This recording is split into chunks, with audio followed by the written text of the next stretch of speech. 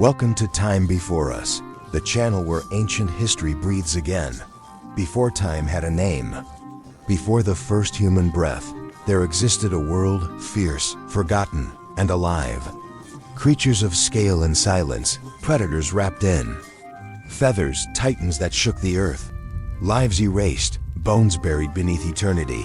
But they are not lost, they are waiting. This is Time Before Us, where prehistory worlds rise again, and the stories buried in stone finally speak. Chapter 1. The Misunderstood King.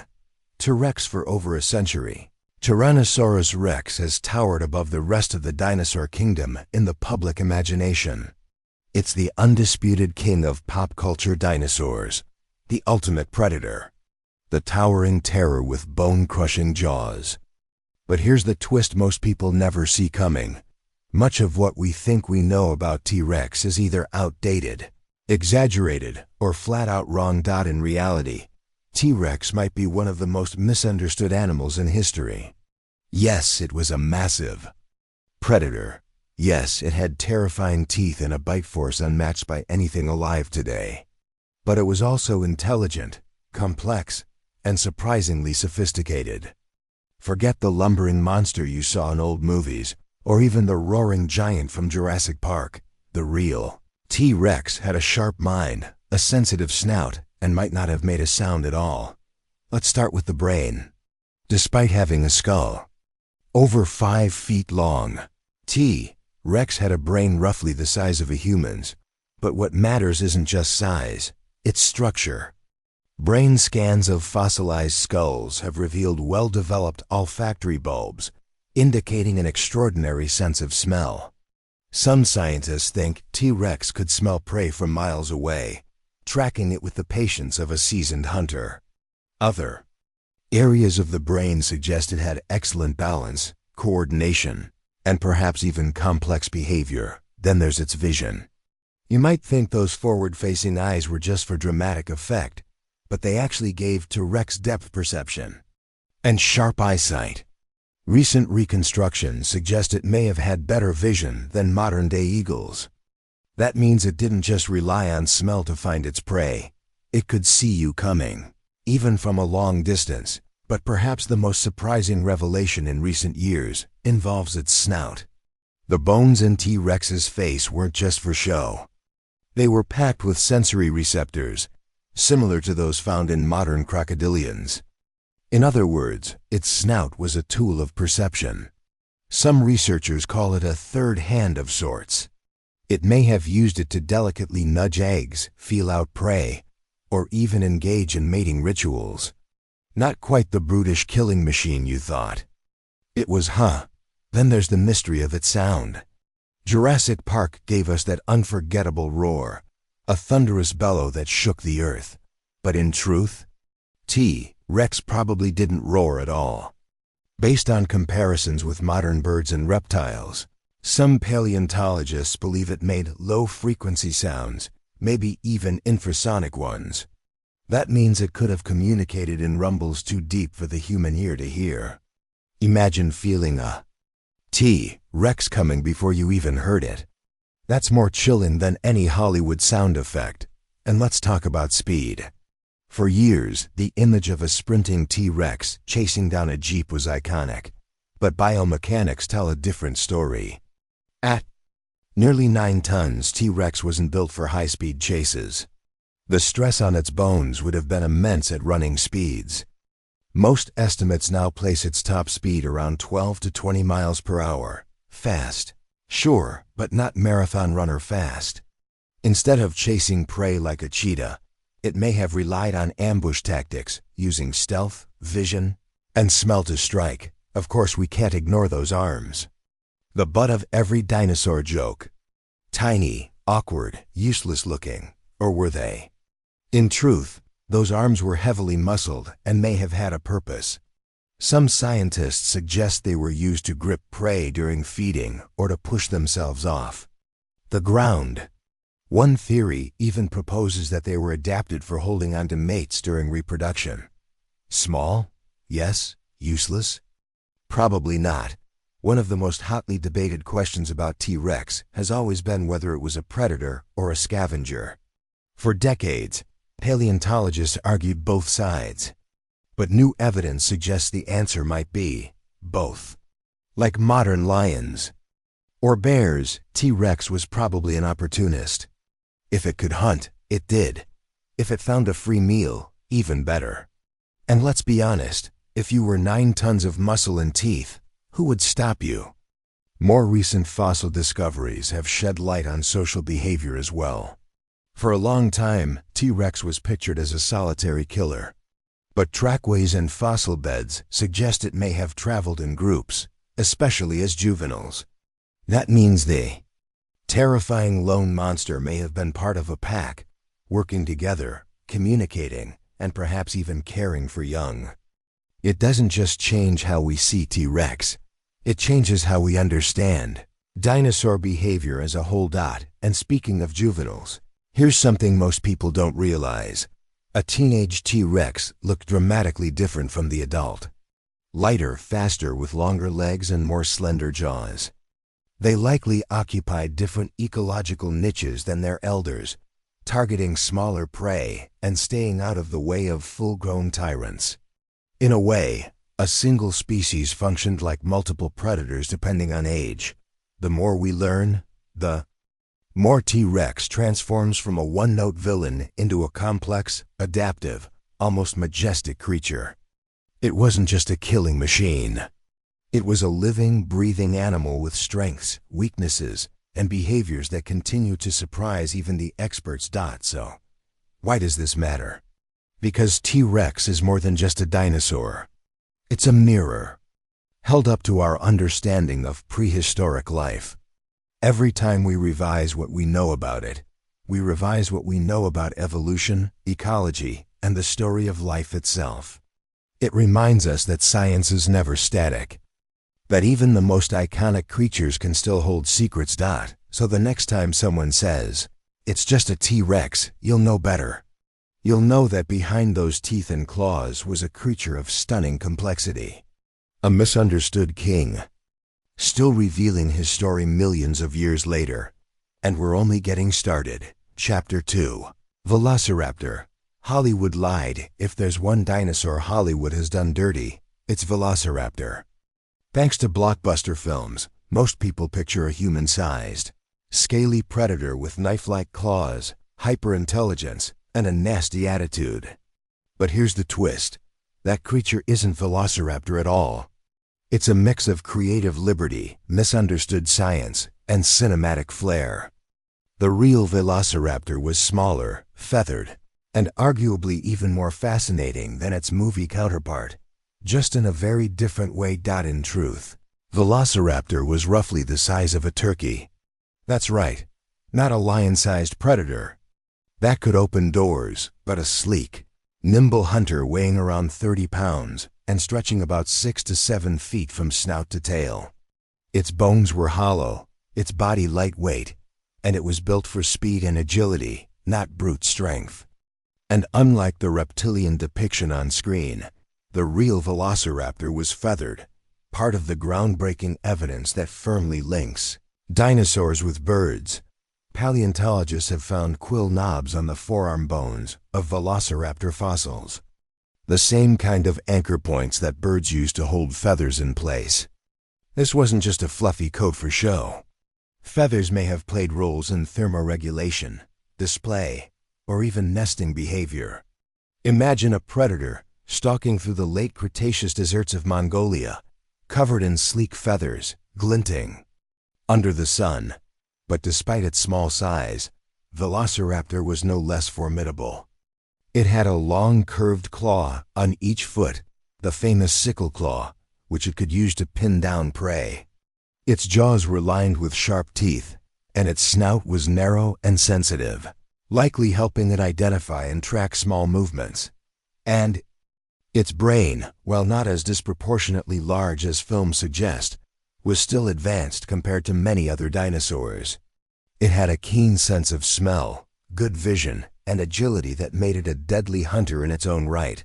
Where the myth diverges dramatically is in the depiction of intelligence. Hollywood made Velociraptor the Einstein of the Cretaceous, capable of solving complex problems, coordinating in tactical squads, and showing near-human reasoning.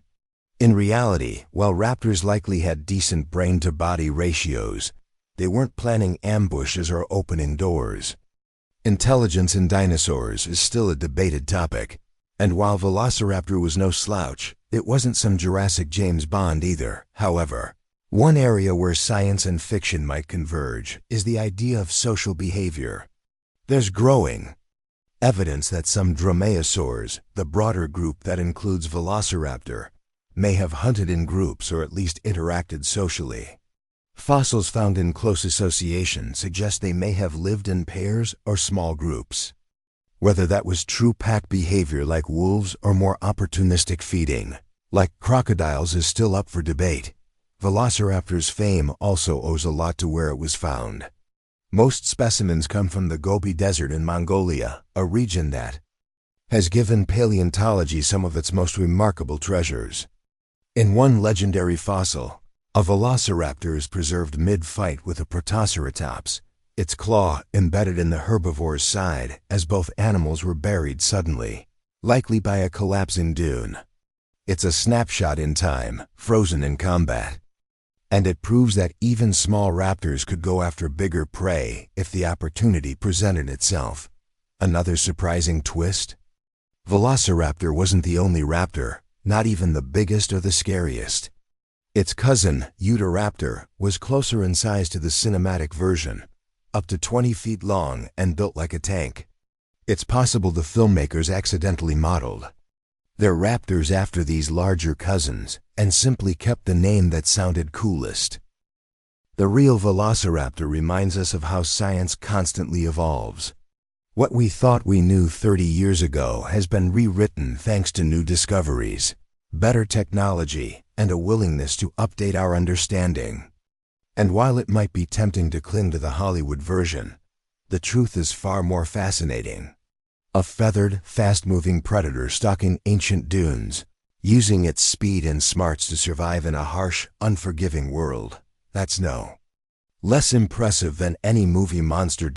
So next time you hear someone say velociraptors were terrifying beasts taller than a man, feel free to remind them, the real creature may have been small, but it was mighty. A misunderstood marvel of evolution, not the monster we imagined, but something far more real and in many ways, far more remarkable. Velociraptor wasn't the nightmare Hollywood sold us. It was something better. A window into how birds took flight from the ashes of the dinosaurs. Chapter 3. Triceratops. More than just horns. When most people think of Triceratops, they picture a massive, lumbering tank of a dinosaur, with 3 fearsome horns jutting from its face. It's the classic horned dinosaur, the prehistoric rhinoceros of pop culture. But this Cretaceous icon has long been misunderstood. New discoveries have revealed that Triceratops wasn't just a walking fortress. It may have been a surprisingly social animal, one that used its horns and frill for far more than just self-defense. Turns out, the true story of Triceratops is much more nuanced and far more fascinating. Triceratops lived at the very end of the age of dinosaurs, about 68 to 66 million years ago, during the late Cretaceous period. It shared its environment with some of the most famous dinosaurs to ever walk the earth, including the mighty Tyrannosaurus rex. That meant it had to be tough, and it was. Weighing up to 20,000 pounds and stretching nearly 30 feet in length, Triceratops was built like a tank, with strong limbs and a low center of gravity. But it's those iconic horns and massive frill that steal the show. Traditionally, scientists believed these features were primarily for defense. It makes sense. What better way to fend off a T-Rex than with 2 3-foot-long horns above your eyes? But as paleontologists studied more fossils, a different picture started to emerge. Some Triceratops skulls showed signs of healed wounds, bite marks, and punctures that suggest horn-to-horn combat with other Triceratops, not predators. These weren't fatal injuries either. They'd healed, meaning the fights were more like contests than battles for survival. This led to a new theory. Maybe those horns and frills were used for interspecies communication, like how deer or antelope use their antlers. They may have been displays of dominance used in mating rituals, or to establish rank within herds. Some researchers even believe individual Triceratops could recognize one another based on the shape of their frills, which varied slightly from dinosaur to dinosaur. In other words, their frills were like prehistoric name tags or display signs. Look at me, I'm strong, healthy, and ready to lead. Even more surprising is the possibility that Triceratops weren't solitary animals. For years, the assumption was that they lived alone or in small family groups. But recent fossil discoveries in Montana and elsewhere have uncovered bone beds with multiple Triceratops individuals buried together. That suggests at least occasional group behavior. Maybe they moved in herds, at least during certain seasons or stages of life. Maybe juveniles stayed in groups for protection, while adults wandered solo. The possibilities are still being explored. But one thing's clear. Triceratops wasn't necessarily a loner. And speaking of juveniles, baby Triceratops looked a lot different than their adult counterparts. Their horns were shorter, their frills smaller and rounder, and their body proportions more compact. That's led some scientists to believe their horns and frills developed as they aged, not just for protection, but as social signals. Much like peacocks grow fancier feathers or elk develop larger antlers. Their growth stages may have reflected their changing roles in dinosaur society. Another layer of mystery lies in how Triceratops used its massive beak. Like a giant parrot, Triceratops had a powerful curved beak at the front of its mouth. Perfect for shearing through tough vegetation. But new studies of wear patterns on Triceratops' teeth suggest it wasn't just munching on ferns. It may have chewed cycads, palms, and even the tougher, woodier plants of its time, suggesting it had one of the most complex and powerful jaws of any herbivorous dinosaur. Its dental batteries, rows and rows of stacked teeth, were constantly replaced, like a factory conveyor belt of chewing tools. Then there's the debate over whether Triceratops was even its own species. At one point, some scientists proposed that Triceratops and another horned dinosaur, Pterosaurus, were actually the same animal at different ages. The theory went that as Triceratops aged, its frill changed shape and became thinner, eventually transforming into what was known as Stegosaurus. This caused a stir in the paleontology community. But later studies suggested otherwise. Differences in bone structure, frill texture, and fossil distribution pointed to them being separate species after all. It's a reminder that even the most iconic dinosaurs are still subjects of debate, and, of course, no conversation about Triceratops is complete without mentioning its nemesis, Tyrannosaurus rex. Fossil evidence shows that T-Rex and Triceratops likely clashed. Some Triceratops fossils show deep bite marks that match T-Rex jaws, and at least one T-Rex skeleton has healed injuries that may have come from a Triceratops horn. It's a clash of titans, predator and prey locked in a prehistoric arms race, each evolving to counter the other's strengths. That alone is enough to fire the imagination. In the end, what we know about Triceratops is still evolving. New fossils, better tools, and more sophisticated methods are changing our understanding of this dinosaur every year. It wasn't just a slow-moving plant eater with horns. It may have been a social creature, a visual communicator, a surprisingly versatile herbivore, and a rival to one of the fiercest predators of all time. So the next time you see a statue or illustration of Triceratops staring down a T-Rex, don't just think of brute strength or dinosaur duels. Think of a creature that lived in a dynamic world, full of sound, color, movement, and complexity. Think of the nuances hidden in bone and beak, horn and frill. Because sometimes, the most familiar dinosaurs are the ones we've only just begun to understand. Chapter 4. Stegosaurus, the dumb dinosaur. For generations, Stegosaurus was the punchline of the dinosaur world. A creature with a brain the size of a walnut and a body as big as a van. An armored oddity with enormous backplates and a spiked tail that looked more like a Renaissance weapon than a natural limb. In every schoolbook and museum diorama, it stood as a symbol of primitive stupidity. A dinosaur that survived not by wit, but by sheer luck and defense. But as it turns out, that perception was not only unfair, it was flat out wrong. Stegosaurus has always been a showstopper. With its signature double row of kite-shaped plates rising along its spine and a tail armed with 4 lethal spikes, it looks like something a science fiction artist might dream up. It roamed the late Jurassic period, around 150 million years ago, mainly in what is now Western North America. Adults could reach over 30 feet in length and weigh up to 5 tons. For something so heavily armored, it wasn't a predator but a plant eater, chugging through prehistoric forests filled with ferns and cycads. The real controversy begins with that brain. The old claim that Stegosaurus had a brain the size of a walnut? It's based on a misunderstanding. Yes, its brain was relatively small compared to its body, but that's true for many large dinosaurs. Estimates place its brain volume at around 70 to 80 grams, closer in size to a lime. Still small, yes, but not absurdly so. And then there was the infamous idea of a second brain in its hips, a theory that persisted for decades. Paleontologists noticed a large cavity in the sacral region and once proposed that it might have housed a secondary control center to help with reflexes in the rear body. But that theory has since been discarded. That space likely held a glycogen body, a structure found in modern birds that stores energy but doesn't function like a brain. The myth endured because it was just too good a story. But intelligence isn't just about brain size, it's about adaptation. And here, Stegosaurus starts to surprise us. Its backplates, for instance, are a scientific mystery and marvel.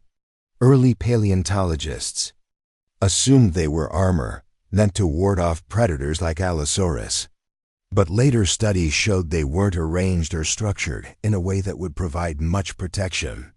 Instead, the plates may have served as a form of thermoregulation, like biological radiators that help the dinosaur manage body heat. The plates had a rich network of blood vessels, implying they could release or absorb heat depending on environmental conditions. Some scientists think they may also have been used for display, signaling dominance, species recognition, or even mating fitness. And speaking of display, that tail wasn't just for balance. It was a weapon. Paleontologists call it the thagomizer, yes, officially named after a Far Side comic. Each spike could reach over 3 feet long and was likely capable of delivering devastating blows to predators. One Allosaurus fossil shows evidence of a broken rib consistent with a Stegosaurus tail strike. So much for slow and stupid. This dinosaur was armed and dangerous. Its gait and posture were also more advanced than once believed. Early depictions showed Stegosaurus dragging its tail like a lazy lizard. But now we know its tail likely stuck straight out, used for balance and combat. Its forelimbs were shorter than its hind limbs, giving it a sloped back that was once mocked as awkward, but is now understood as part of its locomotion strategy. Even its diet reveals surprises. Stegosaurus didn't just nibble low-lying plants. Its beak-like mouth and peg-shaped teeth suggest it was adapted to strip leaves and soft vegetation, perhaps feeding on cycads, ginkgos, and ferns. Some have proposed it could rear up on its hind legs to reach higher plants, leveraging its powerful hindquarters. That idea, while debated, points to a more versatile feeder than the old model suggested, and maybe most surprisingly, it may not have been a loner. Evidence from fossil sites suggests Stegosaurus may have lived in groups or at least tolerated the presence of others. Tracks show parallel movement, and some bone beds contain multiple individuals, hinting at social behavior. Previously thought unlikely for such a primitive dinosaur. So what we have is a dinosaur that was beautifully adapted for its environment.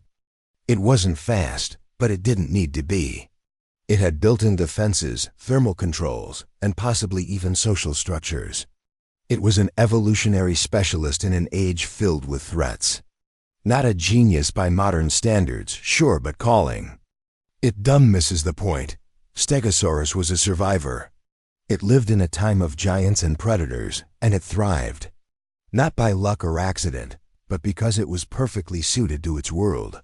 Turns out, the dinosaur we once ridiculed as a brainless brute was, in its own way, brilliant. Just not in the way we expected.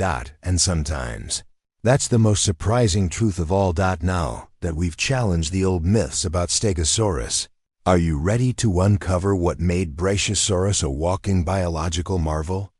Let's keep going. Chapter 5.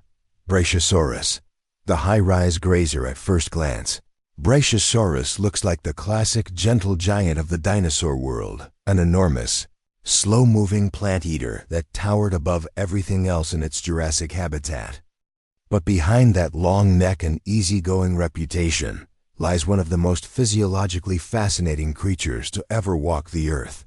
To understand Brachiosaurus is to dive into a story of biological extremes, from sky-high blood pressure to gravity-defying breathing systems.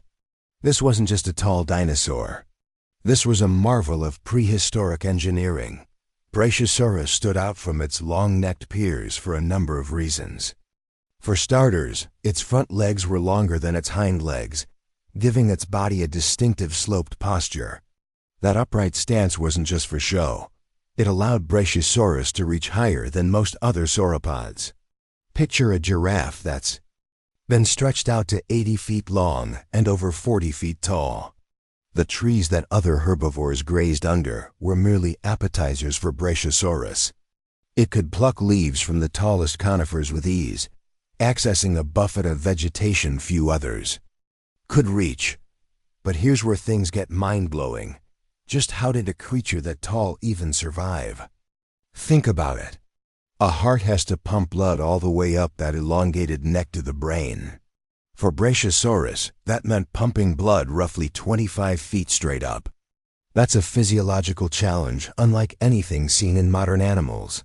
Some scientists estimate that Brachiosaurus would have needed a heart weighing nearly 900 pounds to get the job done, and it may have had an incredibly high blood pressure, 2 to 3 times greater than that of any living animal today. And then there's the breathing.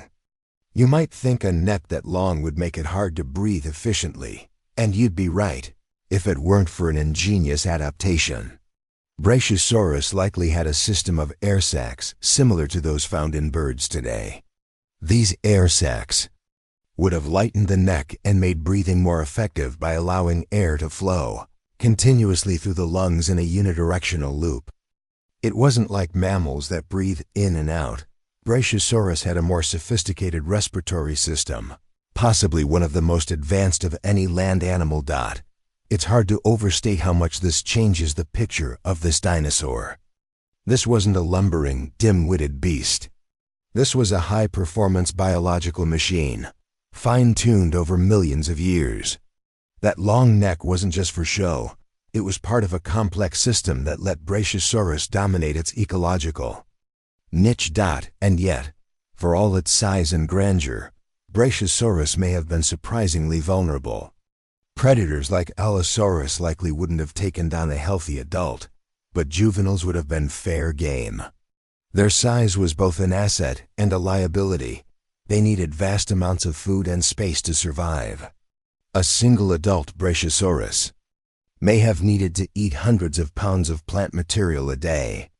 And that raised another question: how did it feed efficiently? It turns out that Brachiosaurus may not have chewed much at all. Like many sauropods, it likely snipped leaves and swallowed them whole. Instead of chewing, it relied on gastroliths, stones swallowed to help grind up food in its stomach. The digestive process was slow and steady, a factory line of fermentation and breakdown that turned rough foliage into the energy needed to power its massive frame. Social behavior in Brachiosaurus remains speculative, but some fossil sites suggest that sauropods may have traveled in herds, possibly for protection or migration. Imagine a group of these giants moving through Jurassic forests, their heads swaying above the treetops like mobile towers. The ground would tremble beneath them. Their sheer presence would reshape the landscape. And speaking of landscapes, Brachiosaurus lived in what is now North America. During the late Jurassic period, around 154 to 153 million years ago. The Morrison Formation, a vast rock unit stretching across several states, is where many of its fossils have been found. This region was warm, semi-arid, and dotted with river systems, forests, and floodplains. Brachiosaurus wasn't the only giant around. It shared its world with other sauropods like Diplodocus and Camarasaurus, as well as theropods like Allosaurus. But it held its own, literally towering over the rest. Cinematic depictions have always loved Brachiosaurus. Who could forget the iconic moment in Jurassic Park when it reared up to feed on a tall tree, its long neck stretching skyward, set to that unforgettable John Williams score? That scene captured something primal, the awe of seeing something so massive, so otherworldly, yet grounded in scientific possibility. But of course, Hollywood took a few liberties. Real Brachiosaurus likely didn't rear up like a horse. Its body wasn't built for that kind of movement. Still, the majesty remains. Despite its fame, Brachiosaurus has also been a source of taxonomic confusion. For years, the well-known specimen in museums, particularly the one in Berlin, was actually a close relative called Giraffatitan.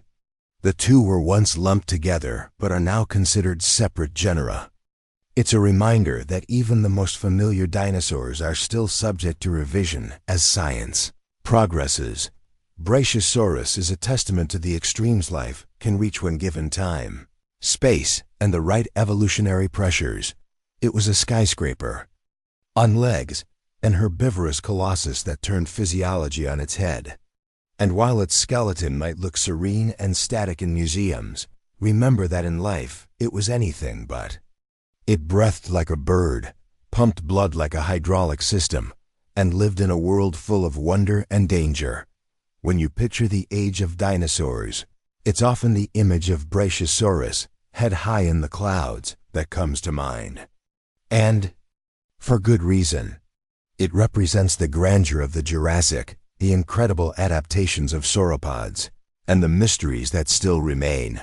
Because Brachiosaurus wasn't just a long-necked dinosaur. It was an evolutionary masterpiece. A creature that defied expectations, rewrote the rules of biology, and soared, quite literally, above the rest. Chapter 6. Spinosaurus, the water hunter for decades.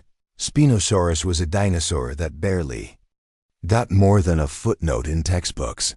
It was a shadowy figure described in the early 1900s, but mostly known from vague sketches and a few broken bones. Those bones? Destroyed in a bombing raid during World War II, for over half a century. Spinosaurus remained a mystery. But when paleontologists finally started unearthing new fossils in North Africa, what they found wasn't just surprising. It was completely groundbreaking that this dinosaur didn't just challenge our expectations. It upended them. Spinosaurus wasn't some land-stalking predator like T-Rex or Allosaurus. It looked like a chimera, a bizarre mix of crocodile, heron, and sailboat. For starters, it had a long, narrow snout filled with conical teeth, perfect for gripping slippery fish, not tearing flesh. Its nostrils were high on its snout, suggesting it could breathe while most of its head was underwater. Add to that the giant sail on its back, and you have one of the most unusual dinosaurs ever discovered. But the real shock came in 2014, when researchers unveiled new fossil material from Morocco. Among the bones was a long, flat tail one shaped less like a dinosaur's and more like a giant paddle. That tail, combined with short hind limbs, dense bones, and a center of gravity closer to the front of its body, strongly pointed to one radical idea. Spinosaurus may have been semi-aquatic. That's right, not just a dinosaur that hunted near rivers. A dinosaur that swam in them. This changed everything. Up to that point, paleontologists had assumed dinosaurs were strictly land animals. The seas? Those belonged to ichthyosaurs, plesiosaurs, and mosasaurs. But Spinosaurus didn't play by the rules. It had evolved to hunt. Underwater, possibly stalking massive fish like coelacanths and sawfish in prehistoric river systems that crisscrossed what is now the Sahara Desert. And yes, it really was a desert back then. But not the kind we know today. During the Cretaceous, this part of North Africa was a lush tropical swamp teeming with life. A perfect place for a 50-foot-long, fish-hunting predator to thrive. The sail on its back? That's still a bit of a mystery. Some scientists think it helped regulate body temperature. Others believe it was purely for show, a flashy ornament used to attract mates or intimidate rivals. There's even a theory that it helped Spinosaurus appear larger to aquatic prey, a bit like a fishing lure. Whatever its purpose, one thing is clear: it made Spinosaurus look like something out of a science fiction movie. But it's not fiction. It's real. And it's changing how we think about what dinosaurs could be. Spinosaurus didn't just walk a different path. It swam one. In a world dominated by land-based titans, it charted a course into the water, carving out an entirely new ecological niche. That makes it one of the most important and most misunderstood dinosaurs of all time. Its discovery tells us something deeper too. Our picture of dinosaurs is still evolving. With every new fossil, we uncover not just bones, but entire worlds we never imagined. Spinosaurus is a reminder that the story of dinosaurs isn't set in stone. It's still being written. And sometimes, it takes a sail-backed, crocodile-snouted swimmer to show us just how much we've yet to learn. Chapter 7. Ankylosaurus. The living tank. Ankylosaurus is often called the armored tank of the dinosaur world, and once you take a look at it, it's easy to see why. But to stop at just calling it a walking tank is to overlook one of the most fascinating and misunderstood dinosaurs of the Cretaceous period. Sure, it had armor. Yes, it had a club at the end of its tail that could shatter bone. But beneath that tough exterior was a dinosaur built with surprising nuance, and possibly even some clever biological hacks that helped it thrive in a world of predators. First, let's paint the picture. Ankylosaurus was built low to the ground, four-legged and solid. Its entire body was covered in thick, bony plates called osteoderms, embedded in its skin like a suit of medieval armor. From the top of its head to the tip of its tail, this dinosaur was clad in defensive structures that made it nearly impervious to attack. Think of it as nature's answer to a tank combined with a fortress. The sheer toughness of its hide meant that even the fiercest predators like Tyrannosaurus rex would have thought twice before trying to make a meal of it. But the armor wasn't its only defense. Ankylosaurus wielded one of the most iconic weapons in dinosaur history, the tail club. This was no ordinary tail. It was a stiff, bony rod ending in a massive, hammer-like knob of fused bone.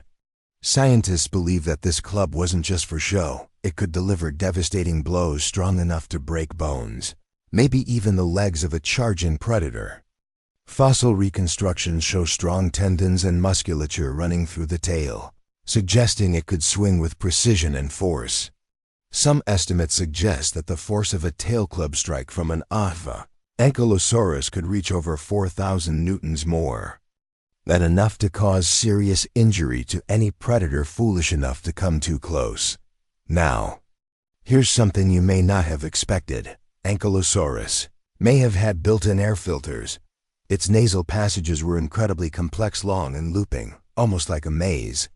At first, paleontologists were puzzled. Why would a slow-moving, herbivorous dinosaur need such complicated nasal plumbing? One possibility is that these convoluted airways helped warm and moisten the air it breathed, much like the turbinates in modern mammals. Another theory is that it helped Ankylosaurus detect scents better, or perhaps regulate its body temperature. Some have even speculated that these nasal structures allowed it to produce low-frequency sounds to communicate, like the infrasonic rumbles of elephants. Imagine that a rumbling tank of a dinosaur, broadcasting its presence across the plains. Recent 3D scans of Ankylosaurus skulls have revealed that the nasal passages loop and coil in a way that suggests both complex airflow and potential acoustic functions. This means Ankylosaurus might not have been a silent creature.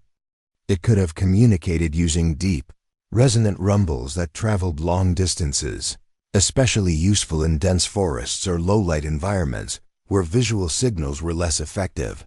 Despite its heavy armor, Ankylosaurus wasn't sluggish. Its limbs were short but strong, built to carry its massive weight and navigate tough terrain. Its feet were broad, which helped spread out its weight kind of like snowshoes, but for a creature that weighed nearly 8,000 pounds. And while it wasn't fast, speed wasn't the point, defense was. It didn't need to run. It just needed to endure, to resist, to survive. Its strength was in its presence. Its small leaf-shaped teeth and relatively weak bite force suggest it. Was a low grazer, feeding on ferns, low shrubs, and possibly cycads. But the way its head and body were built suggests it could process tough plant matter efficiently. It had a large gut, likely housing bacteria to help break down cellulose-rich plants. Think of it as a walking compost machine, slow but efficient. Its digestive system was likely specialized to handle a high-fiber, low-nutrient diet that would have posed a challenge for many other herbivores. Ankylosaurus was also likely solitary, or maybe moved in loose groups. It didn't need the safety of numbers. Its armor was its security, but that doesn't mean it wasn't aware of danger. Its eyes were set on the sides of its head, giving it a wide field of vision to spot threats. Some studies suggest that its hearing wasn't particularly sharp, but its sense of smell might have been well developed, helping it track food or even recognize the scent of other ankylosaurs. That broad snout might have acted like a biological vacuum cleaner, sweeping the forest floor for the choicest bits of vegetation. And what about its enemies? The most famous contender is the Rex, which lived at the same time and place. A clash between these two giants would have been like a prehistoric tank battle. Could T-Rex bite through the armor? Maybe, if it struck the right spot. But that tail club, that could shatter bones. There are no confirmed fossils showing that T-Rex injured by an Ankylosaurus, but the potential was there.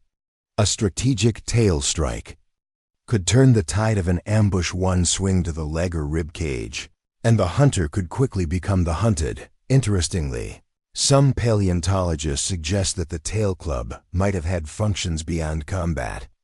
It could have been used in mating displays or to establish dominance over rivals.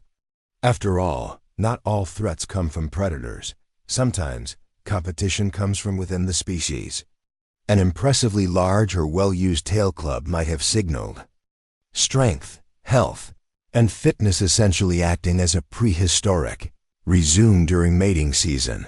And then there's the question of how Ankylosaurus evolved. Its lineage, the Ankylosauridae, spans millions of years and includes many armored relatives across the globe. From the spiny nodosaurs to the more heavily armored Euoplocephalus, the family tree of Ankylosaurs is a testament to evolutionary experimentation. Ankylosaurus itself was one of the last and largest members of this lineage, representing the peak of armored adaptation. Despite its heavy protection, Ankylosaurus eventually met the same fate as all non-avian dinosaurs at the end of the Cretaceous.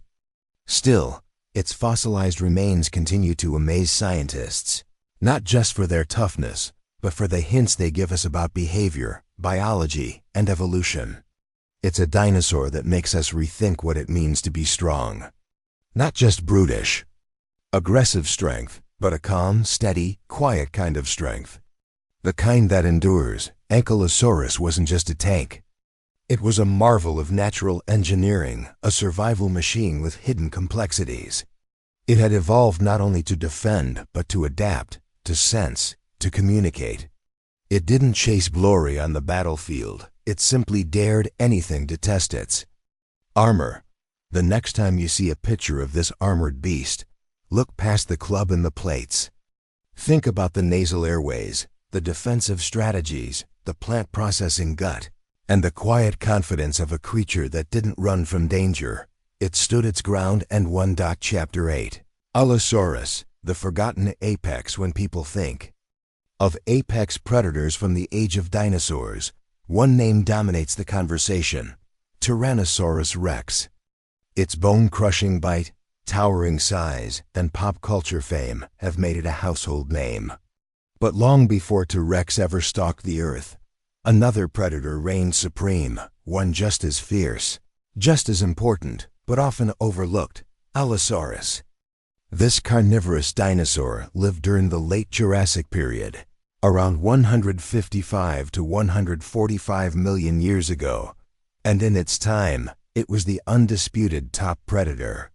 A master hunter, a strategic killer, and a fascinating creature of science, Allosaurus deserves to step out of the shadows of its more famous relatives. Allosaurus wasn't just big, it was agile too. It measured up to 30 feet long, with powerful hind legs built for running and long arms equipped with 3 razor-sharp claws. Unlike the two-fingered T-Rex, Allosaurus had flexibility and range in its grasp. Its skull was lighter than many other theropods, featuring dozens of serrated teeth, curved backward, perfect for gripping and tearing flesh. But perhaps the most interesting feature of its skull was the pair of bony ridges above its eyes. These might have protected its eyes during fights or served as visual displays to communicate with others. But what really sets Allosaurus apart isn't just its anatomy, it's how it likely hunted. Some paleontologists believe Allosaurus used a technique called the hatchet attack. Its skull was lightly built but incredibly strong, supported by powerful neck muscles. This may have allowed it to swing its head downward like an axe, slashing open the flesh of its prey with each strike of its serrated teeth. Unlike the bone-crushing bite of a T-Rex, Allosaurus may have relied more on slicing than crushing, delivering repeated wounds that weakened prey until it could finish the job.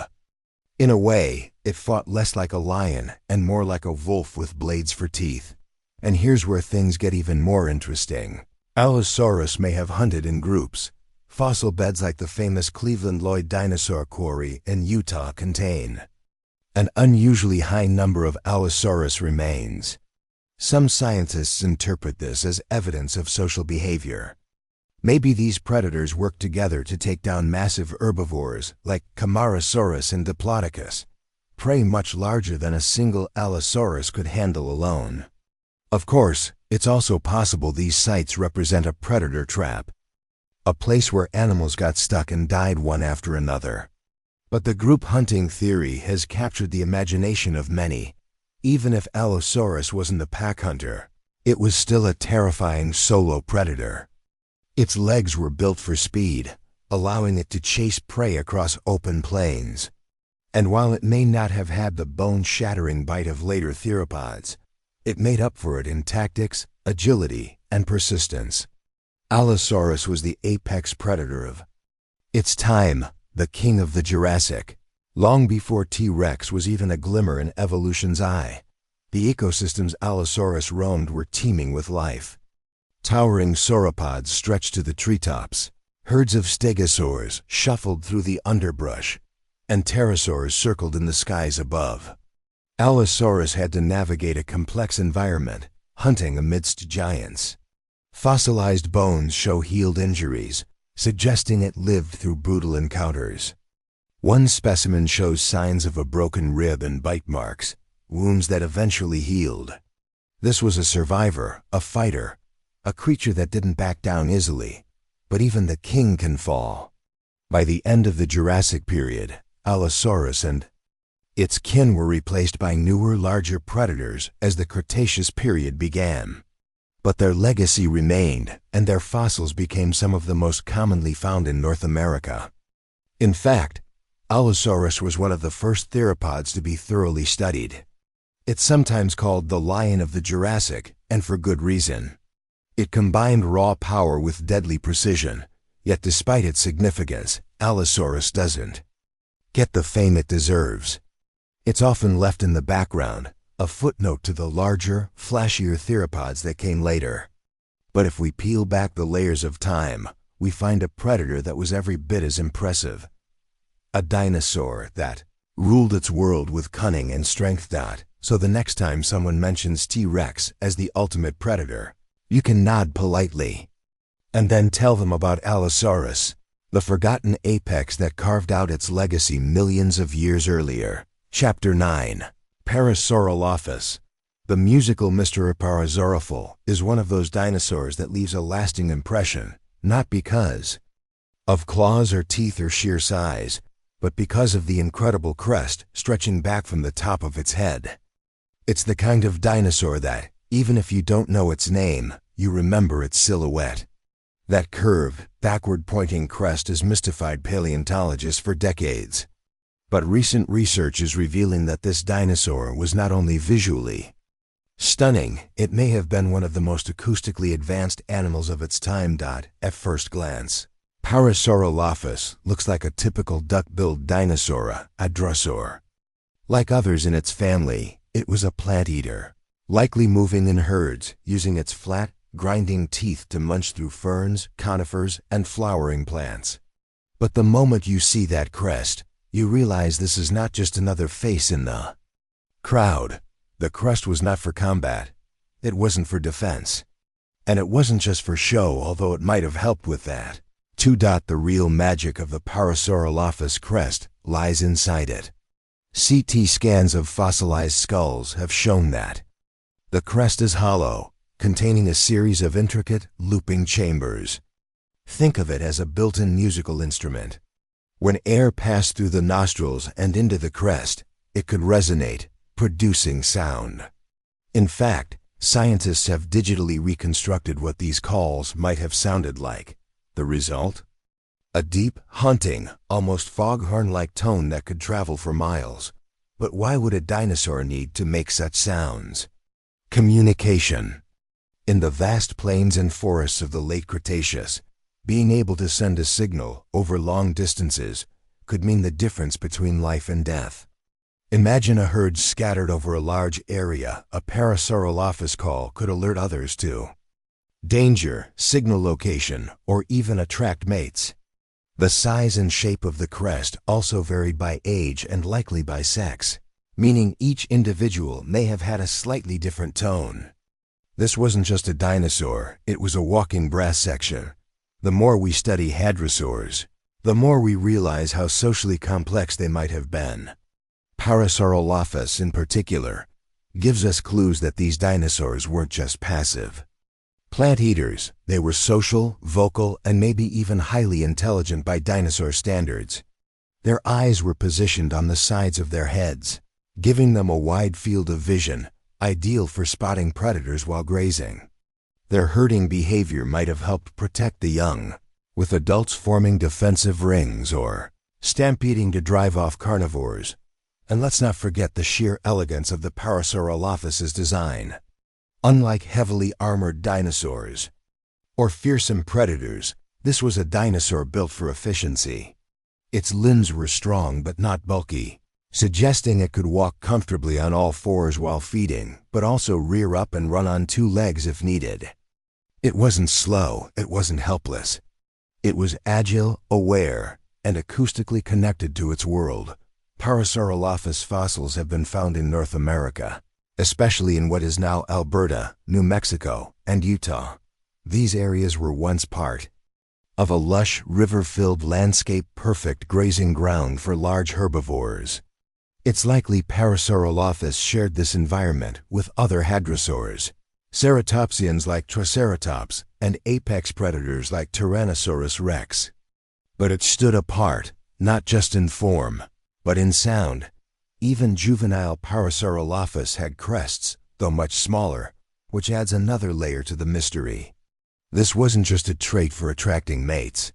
It was integral to their identity from a young age. Some paleontologists believe the crest helped young dinosaurs communicate with their parents, staying close in the tall grasses and thick forests. It may have helped them identify each other in crowded environments. Imagine a parent and juvenile calling back and forth, their tones just different enough to be recognized through a sea of similar-looking creatures. There's also speculation about seasonal behavior. Could Parasaurolophus have migrated, using their vocal calls to maintain cohesion across long distances? Some researchers think it's possible. If these dinosaurs traveled in large herds across different environments, sound would have been a critical tool, not just for daily communication, but for survival over time and terrain. Interestingly, the internal structure of the crest may have had a cooling function too. As air passed through the tubes, it might have cooled the blood vessels nearby, acting as a kind of natural air conditioning unit. It's another example of how evolution doesn't waste space. Every twist and turn in the Parasaurolophus's anatomy likely served multiple purposes, and while the crest is what grabs attention, there's more subtlety in Parasaurolophus's skeleton. Its beak was flat, but behind that was a battery of hundreds of tightly packed teeth designed to grind tough vegetation. As teeth wore down, new ones moved in from the back of the jaw. It was like a conveyor belt, always ready to process the next mouthful. This suggests not only a varied diet, but a sophisticated digestive system to handle it. One of the more captivating things about Parasaurolophus is how it bridges the ancient with the modern. Birds, after all, are descended from dinosaurs. And, while Parasaurolophus wasn't in the bird lineage, its use of sound, display structures, and possible social behavior make it feel familiar.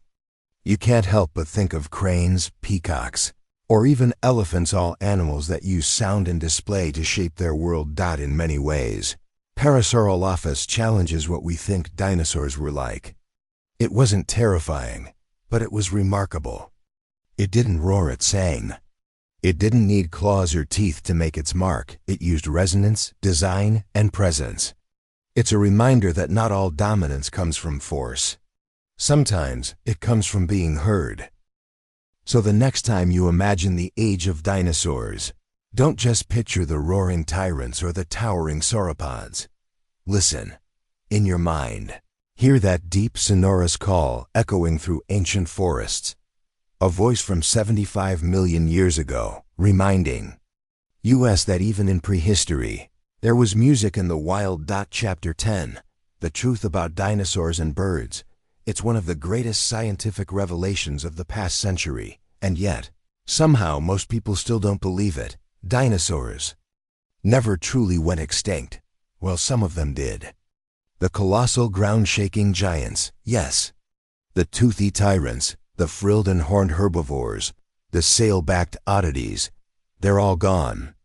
But one branch of the dinosaur family tree survived the cataclysm that ended the Cretaceous. And it didn't just survive. It thrived. Today, we call them birds. That's right.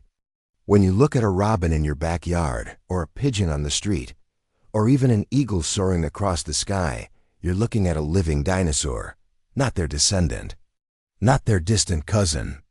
A real, scientifically classified dinosaur. And that changes everything we thought we knew about extinction, evolution, and what it means to be a dinosaur. This astonishing link between birds and dinosaurs wasn't obvious at first.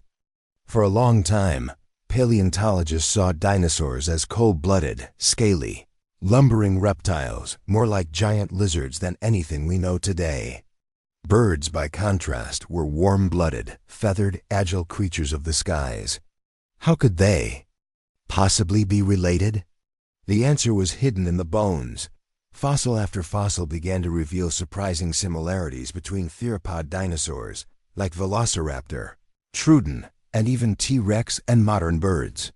They shared hollow bones, a wishbone, furcula, three-fingered hands, and even a backward-facing pubis bone in the hip. And then came the real game-changer, Feathers. In the 1990s, a series of mind-blowing fossil discoveries from China unearthed perfectly preserved feathered dinosaurs. Creatures like Sinosauropteryx and Microraptor had not just quill-like filaments, but fully developed flight feathers on their arms and tails. Some even had wings. These weren't birds. They were unmistakably dinosaurs with claws, teeth, and tails. And yet, they were also undeniably bird-like. The line was starting to blur. As more discoveries rolled in, the evidence became undeniable. Archaeopteryx, long thought of as the first bird, was now seen as just one of many feathered dinosaurs experimenting with flight. And more importantly, modern birds weren't a separate offshoot. They were the surviving branch of a much larger group of feathered theropods. In taxonomic terms, birds are dinosaurs. They fall within the clade Aviale, which itself nests within the larger group of Theropods. This realization is more than a curiosity. It fundamentally reshapes our understanding of both past and present. It means that dinosaurs didn't entirely vanish 66 million years ago. They adapted, survived, and evolved into one of the most diverse groups of animals on Earth today. From hummingbirds to ostriches, parrots to penguins, these are the dinosaurs of the modern world. And they carry the legacy of their ancestors in every flap of their wings. Think about it. The strong chest muscles used for flight? Those evolved from theropods' powerful forelimbs. The beak? A modified snout, shedding teeth in favor of lighter, more specialized feeding tools. Even the way birds lay eggs and care for their young reflects nesting behaviors seen in non-avian dinosaurs like Oviraptor and Truden. Some scientists have even drawn connections between bird songs and the vocalizations of their ancestors. Could dinosaurs sing? Maybe not in the melodic way birds do today, but there's growing evidence that many theropods had complex vocal abilities, perhaps honks, coos, or low-frequency rumbles to communicate across distances. This new perspective also casts a different light on extinction. The asteroid impact at the end of the Cretaceous didn't wipe out all life. It triggered a mass extinction that ended the reign of the giant dinosaurs, but it left a few survivors clinging to the edges, small, lightweight, feathered creatures that could adapt quickly and exploit new niches.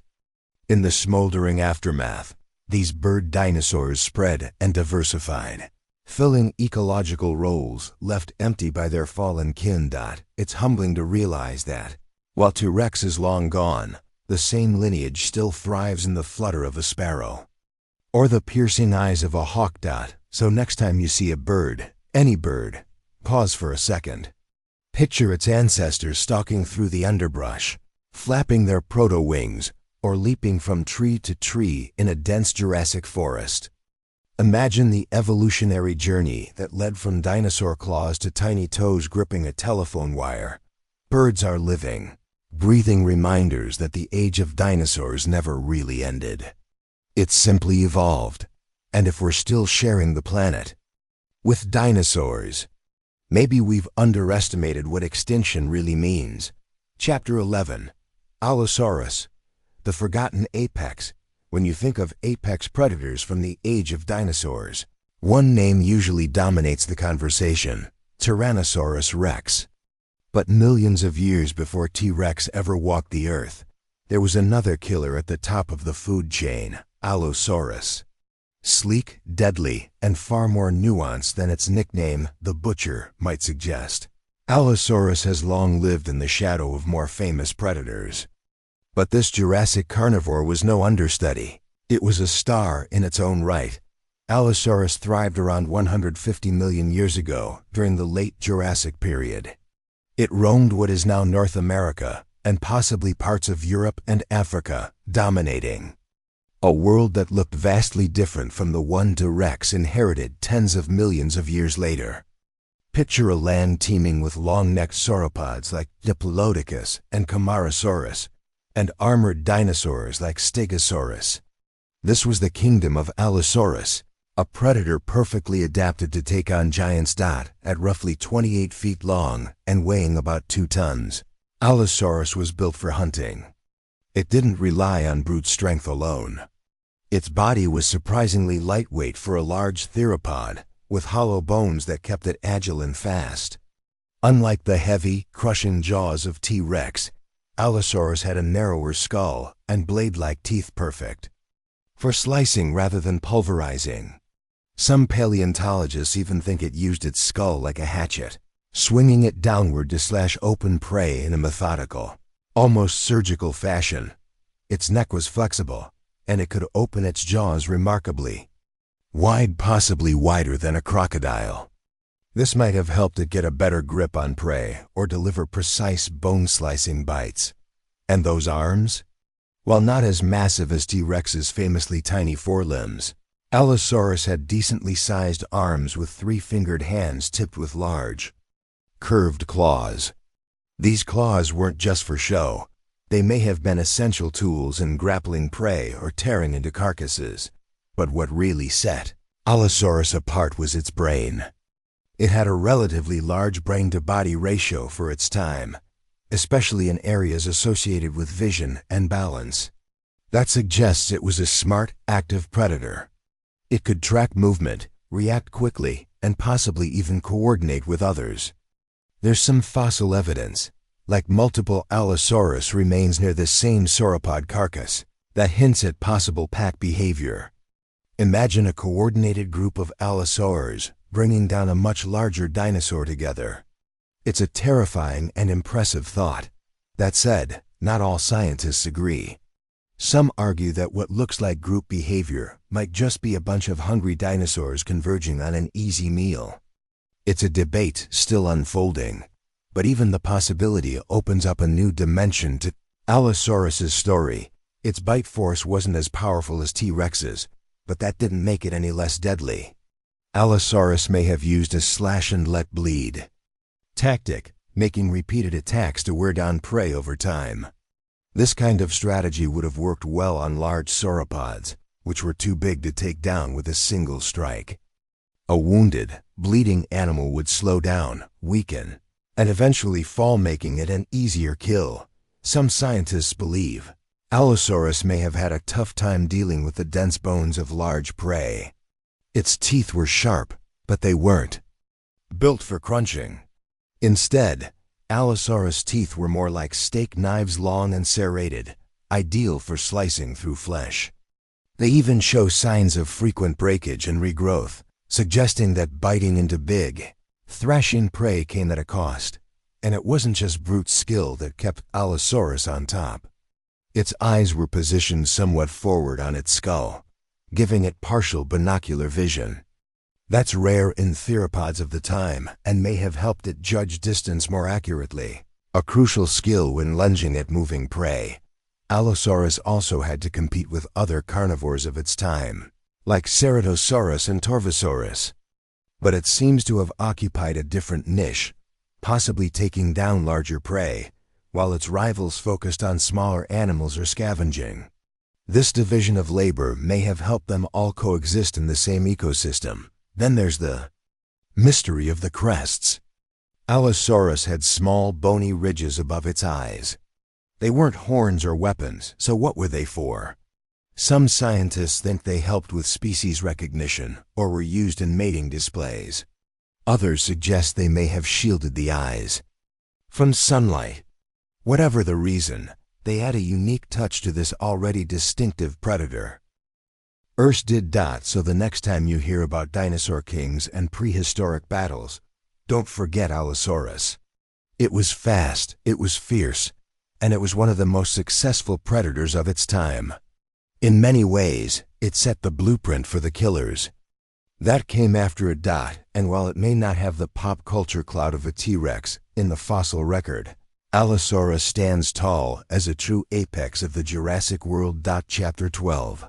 The swimmer with killer claws. Imagine a dinosaur with the claws of a raptor, the snout of a crocodile, and the lifestyle of a fisherman. That's no science fiction mashup. That's baryonyx, one of the most unique predators of the early Cretaceous period. At first glance, it doesn't fit into the typical image of a dinosaur. It doesn't tower like a Tyrannosaurus, nor does it have the sweeping grace of a velociraptor. But what it does have is something far stranger. Adaptations that point to a life spent not just stalking land-dwelling prey, but also diving into a world that dinosaurs rarely explored, the water. When Baryonyx was first discovered in England in the 1980s, paleontologists were stunned. Its 10-inch long, curved claw was the first thing to capture attention, a sickle-shaped weapon that looked capable of slicing through flesh or grabbing slippery prey. But what followed was even more surprising.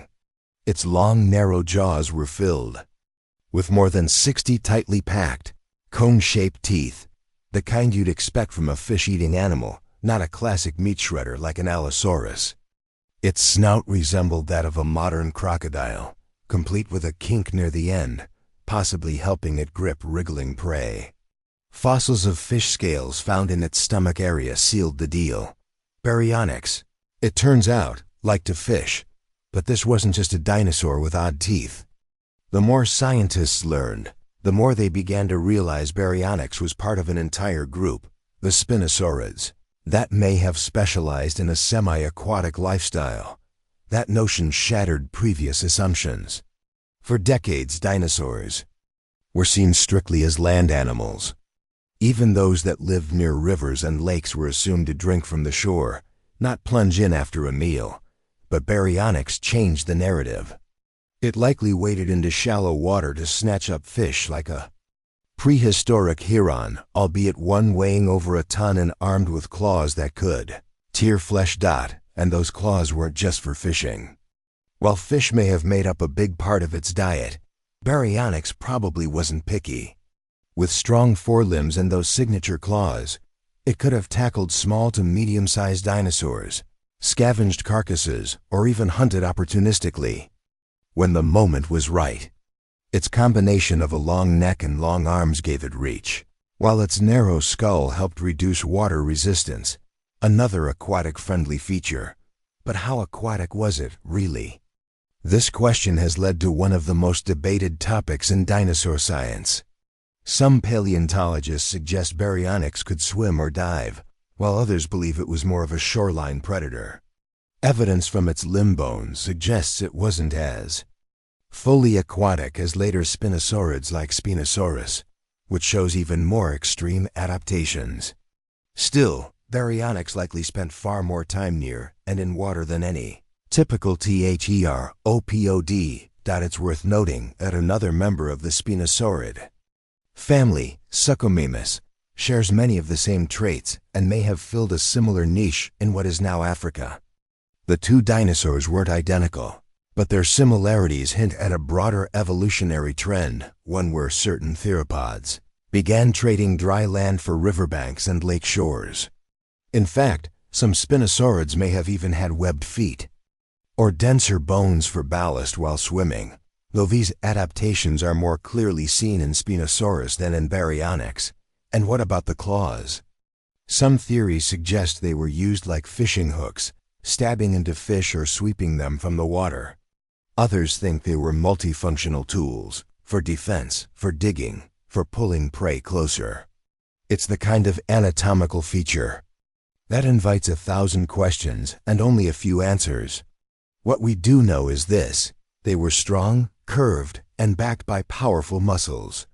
Whether grabbing prey or warding off rivals, they were tools no predator would take lightly. Baryonyx also has a claim to fame in pop culture, though like many dinosaurs, it's often misrepresented. Some depictions show it as a simple carnivore, just another sharp-toothed hunter in a prehistoric world. But the real animal was far more specialized and, arguably, far more interesting. It straddled two worlds, land and water, and did so with a body tailor-made for the challenge. Its discovery also challenged the assumptions of paleontology itself. For decades, dinosaurs were boxed into categories: meat eaters versus plant eaters, land dwellers versus sea creatures, fast runners versus sluggish giants. But Baryonyx didn't fit neatly into any of those boxes. It made scientists rethink the boundaries of what dinosaurs could be.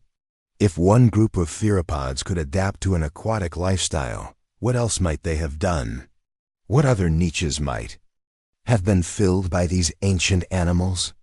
The baryonyx specimen found in Surrey, England, remains one of the most complete spinosaurid fossils ever unearthed, offering a rare glimpse into a transitional creature, one that doesn't conform to our classic images of dinosaurs. It didn't dominate the land like T-Rex or soar through the skies like a pterosaur. Instead, it crept along riverbanks, eyes scanning the water, claws poised, jaws ready to strike. It was a predator of patience and precision. In a world where survival often meant being bigger, faster, or meaner, baryonyx found success by being different. Its oddities weren't drawbacks, they were advantages. Its crocodile-like snout, its fish-grabbing claws, its long arms, all of them contributed to a hunting strategy as effective as it was unexpected. So the next time someone tells you all dinosaurs were lumbering beasts of land and thunder, remind them of baryonyx, the swimmer with killer claws, the quiet stalker of the shallows, the dinosaur that proved sometimes being strange is the smartest move of all. Chapter 13. The double-crusted mystery. For decades, the name Dilophosaurus has conjured up one image for many people: a small frilled dinosaur that spits venom thanks to a certain blockbuster film. But in truth, the real Dilophosaurus was neither tiny, nor frilled, nor venomous. What it was, however, is something far more fascinating: a lanky, fast-moving predator with twin crests on its head that continue to mystify paleontologists to this day. Dilophosaurus lived around 193 million years ago, during the early Jurassic period, a time when dinosaurs were just starting to take over the planet. At about 20 feet long and weighing around 800 pounds, it was no lightweight. It had long, slender legs that suggest it could run at considerable speed, and sharp, curved claws that made it a capable predator. Its skull was narrow but lengthy, with a kink near the front that gave it a distinctive profile. And of course, there were the crests, two thin, curved ridges that ran along the top of its head like a natural crown. Now here's where the mystery deepens. These crests weren't thick or sturdy, they were delicate, almost fragile. They wouldn't have been useful in a fight or for defense. So why did Dilophosaurus have them? One popular theory is that they were used for display, possibly to attract mates or intimidate rivals. In that sense, the crests might be the dinosaur equivalent of a peacock's tail, more about show than function. Some scientists even think they could have been brightly colored, though no direct evidence survives. Another intriguing theory? The crests may have helped regulate body temperature. Just like the ears of a jackrabbit or the plates of a Stegosaurus, the crests might have had blood vessels running through them to release heat. It's speculative, sure, but it shows how multi-purpose and complex dinosaur anatomy can be. Idea that Dilophosaurus spat venom is pure fiction. No fossils suggest any venom glands or delivery systems like grooved teeth. And that neck frill made famous in the movies? Also fake. There's no evidence it ever had anything like that. But the misconception stuck, overshadowing the real animal's biological marvels. The actual Dilophosaurus deserves attention not for what Hollywood imagined, but for what it truly was: a fast, agile, mysterious predator unlike anything else. In its environment, its fossil record tells a story that is still unfolding. The original Dilophosaurus bones discovered in Arizona in the 1940s were poorly understood for decades. For a long time, scientists misclassified it, confusing it with other theropods. It wasn't until years later that researchers realized just how unique its anatomy really was. Recent reanalysis of its fossils has revealed it had a surprisingly lightweight build for its size, and that its jaw may not have been strong enough for tackling large prey. That suggests Dilophosaurus may have used a combination of ambush and speed to take down smaller animals, or scavenged more than it hunted. Another striking feature is its hollow, air-filled bones, a trait it shares with modern birds. This adaptation would have made it more agile and less burdened by its size. It's another reminder of how evolution was already laying down the groundwork for the eventual rise of avian species, long before the first true bird took flight. So what do we make of this odd predator with a crested head and hollow bones? Dilophosaurus challenges our assumptions about early theropods. It's not just a relic of Jurassic times. It's a symbol of how much there still is to learn. Every fossil, every reanalysis reveals more layers. Behind the mystery of the twin crests lies a dynamic, evolving story that reminds us just how strange and wondrous real dinosaurs could be. Not all mysteries get solved. And maybe that's part of the allure. Dilophosaurus, the double-crested shadow of the early Jurassic, still keeps some secrets to itself. Chapter 14. The dinosaur that dug like a mole. When we think of dinosaurs, we often imagine creatures towering above the treetops, stampeding across vast plains, or stalking prey with deadly precision. But digging? That's a behavior we tend to reserve for mammals, badgers, moles, and prairie dogs. Yet here, tucked quietly into the fossil record, is a dinosaur that flips that notion on its head. Meet Orictodromeus, a creature that lived roughly 95 million years ago during the mid-Cretaceous period. Its name literally translates to digging runner, and it's not just a catchy label. Paleontologists believe this small herbivorous dinosaur may have been one of the first known burrowing dinosaurs, a discovery that challenged assumptions about dinosaur behavior and even their parenting strategies. At about 2 meters, 6.5 feet in length, Orictodromeus wasn't particularly large. Most of that length was tail, and its overall body mass would have been comparable to a large turkey or small dog. It wasn't intimidating. It didn't have claws that could shred flesh, nor horns for defense. What it did have, however, was something far rarer in the dinosaur kingdom: adaptability. And it may have carved out a niche not by dominating the landscape, but by diving beneath it. In 2007, paleontologists discovered a fossilized den in Montana that changed the game. Inside that den were 3 Orictodromeus skeletons, an adult, and 2 juveniles. They weren't scattered remains like you might expect from animals dragged in by scavengers. These skeletons were curled, preserved in lifelike positions, and crucially, found inside a sediment structure that bore all the hallmarks of a burrow.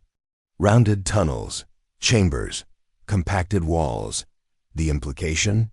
These dinosaurs didn't just fall into a hole, they lived there. Why would a dinosaur dig? To answer that, let's consider the world Orictodromeus lived in.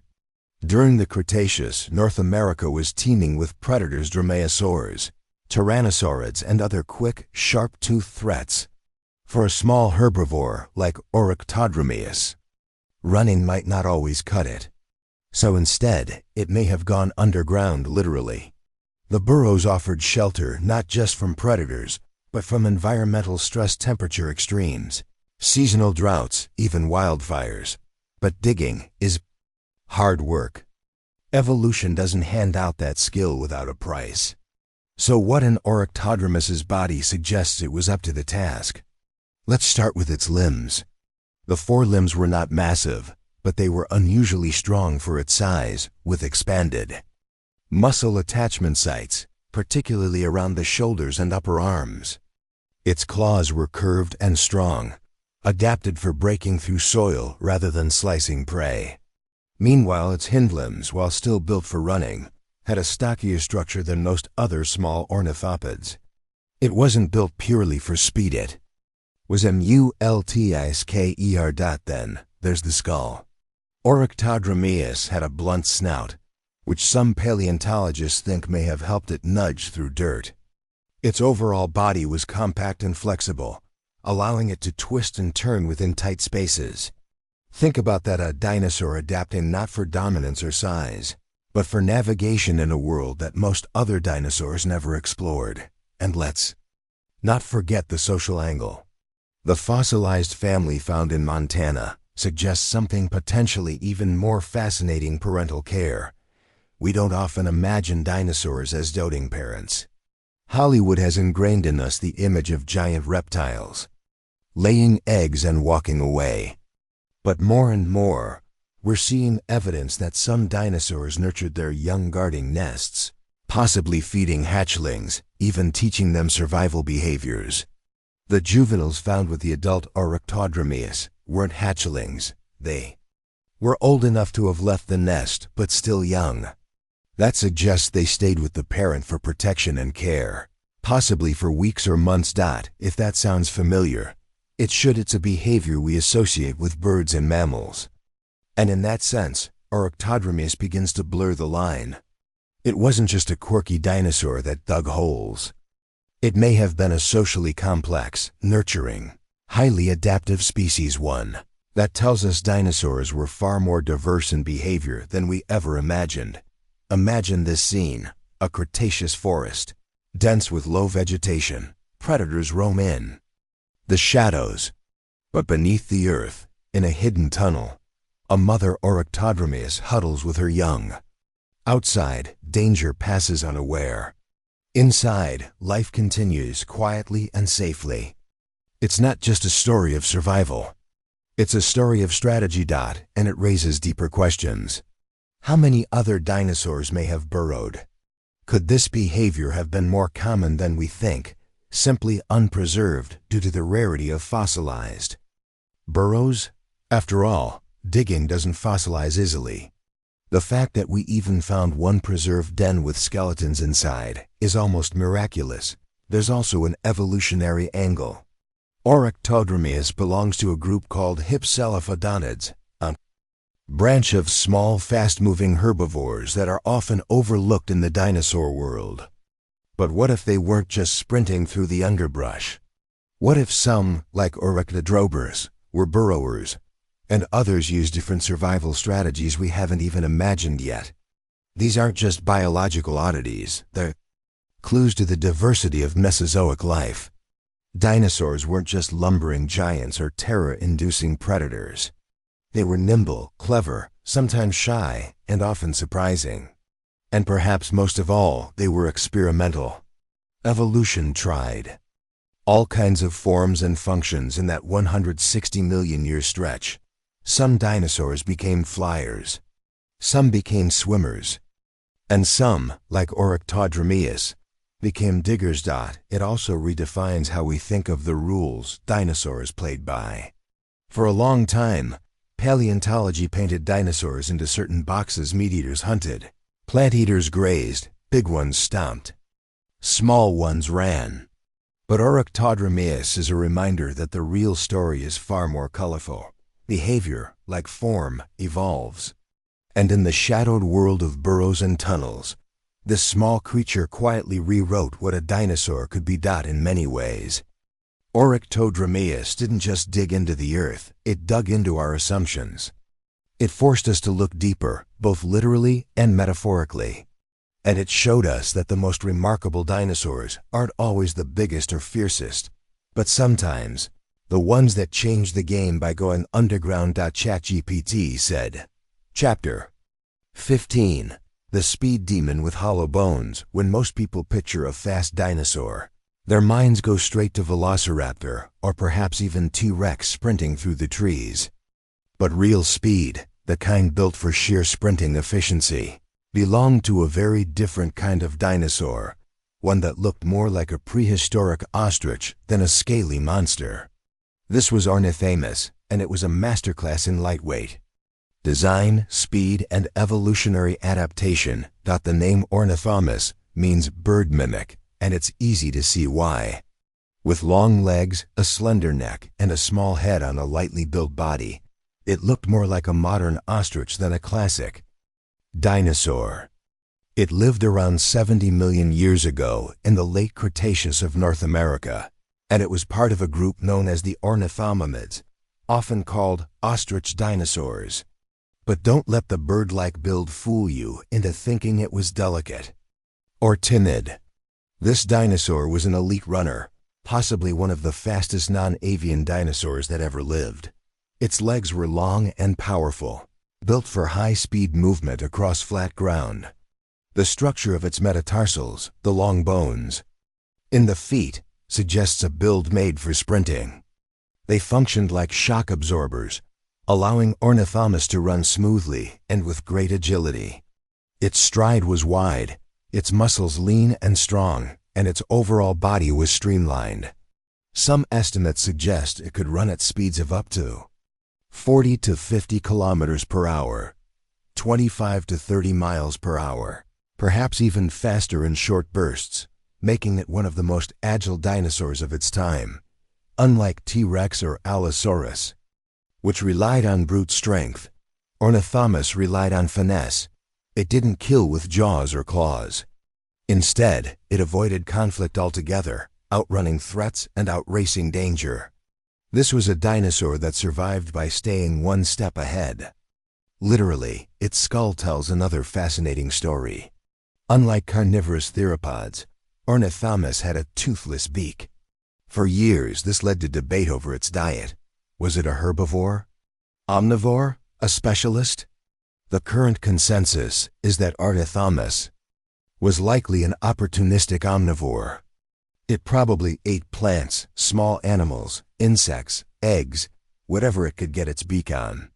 Its beak was narrow and likely used for precise picking, almost like tweezers.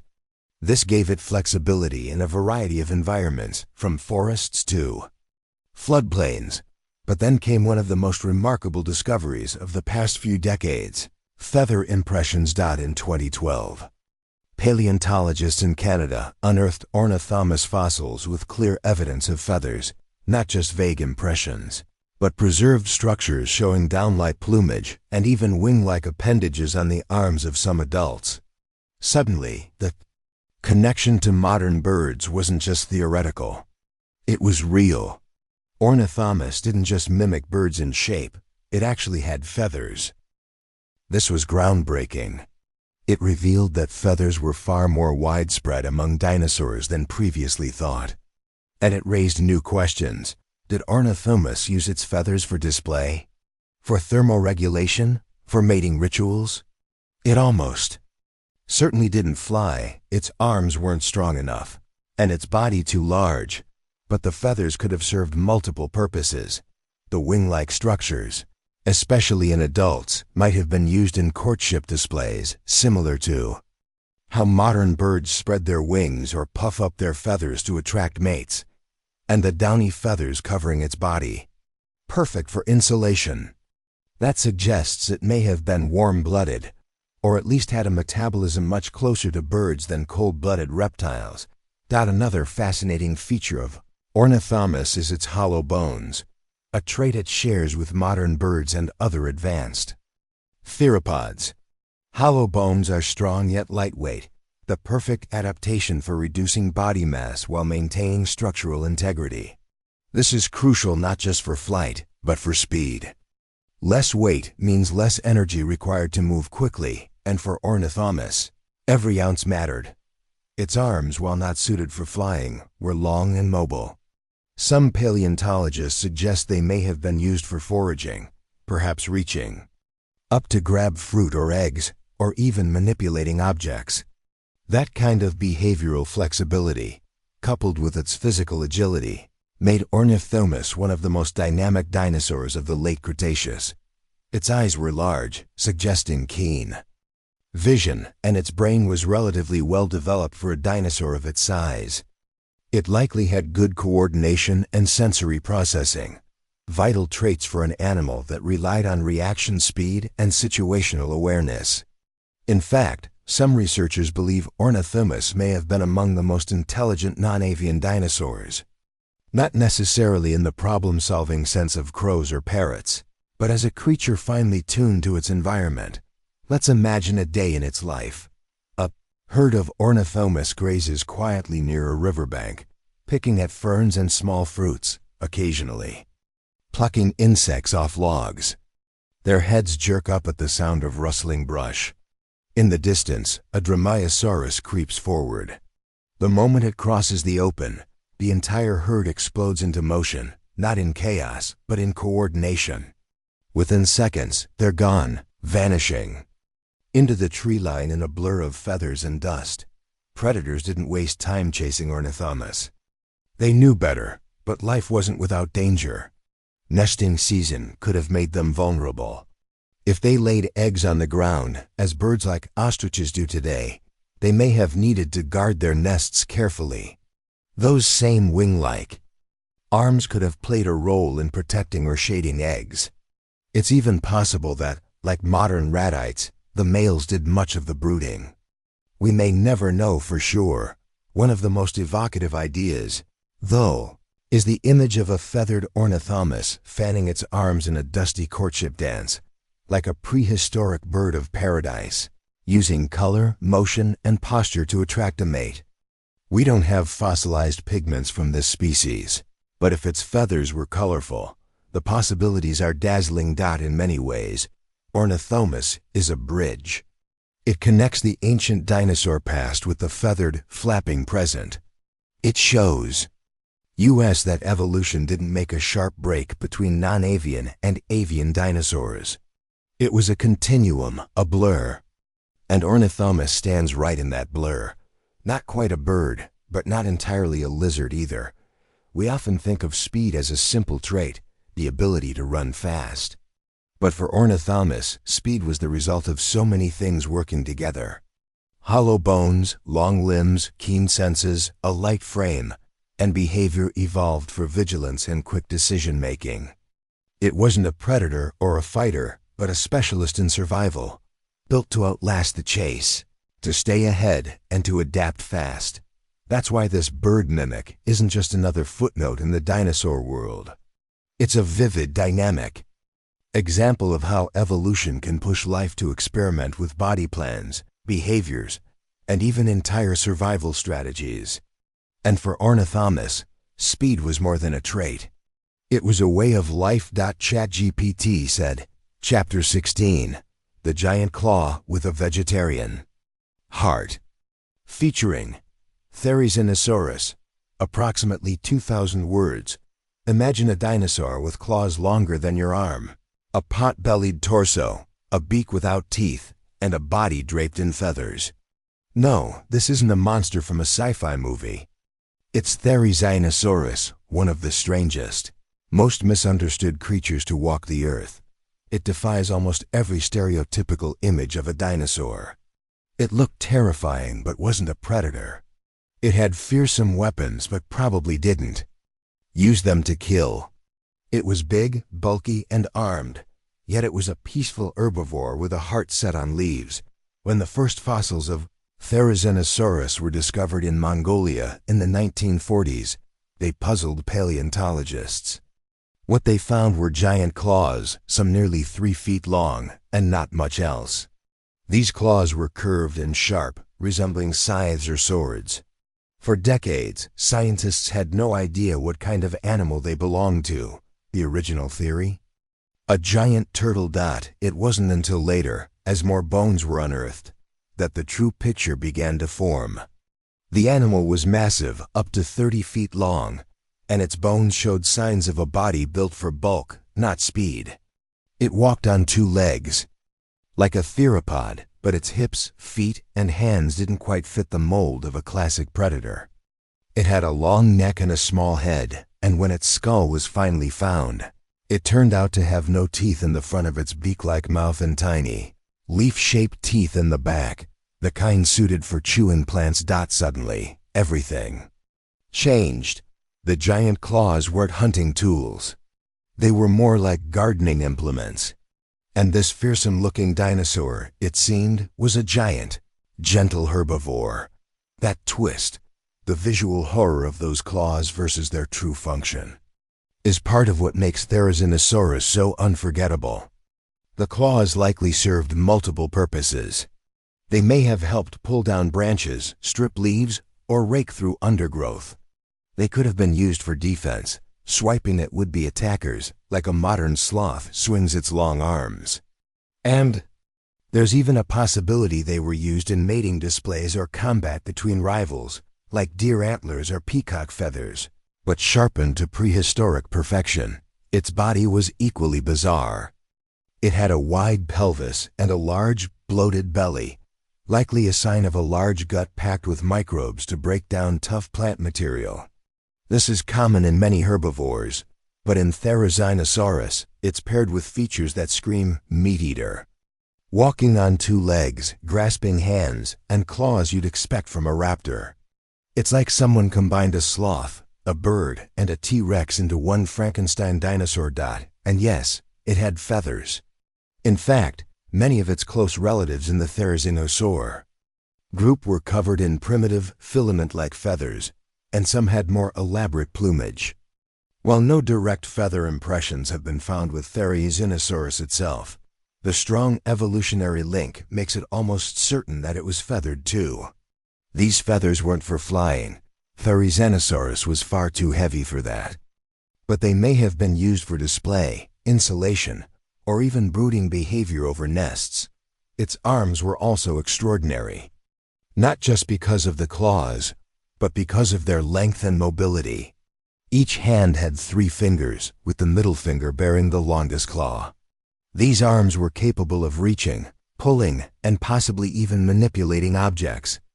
Rare ability in such large dinosaurs. In terms of limb length and shape, they were more similar to those of birds than to most other theropods. Let's talk about its environment.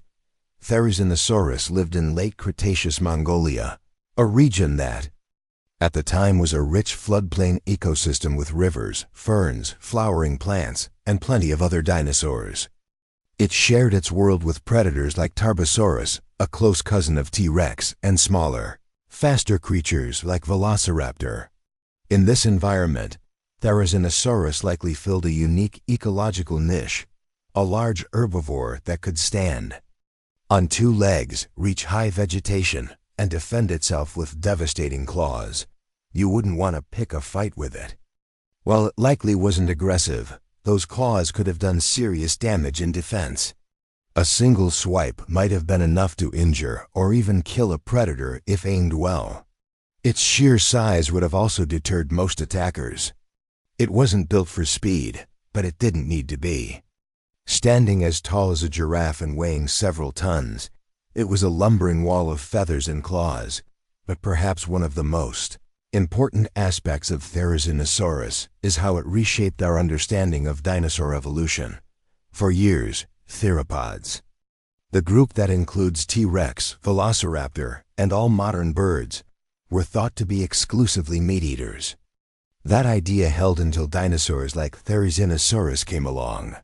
Here was a theropod that not only didn't eat meat, but had fully committed to a herbivorous lifestyle. It showed that even within a group known for ferocity and predation, evolution could take a totally different path. It's as if a wolf decided to become a cow. Its discovery forced scientists to reevaluate the flexibility of dinosaur evolution. If a theropod could grow feathers, trade teeth for a beak, and swap killing for grazing, then the possibilities were wide open. It reinforced the idea that dinosaurs weren't static or simple.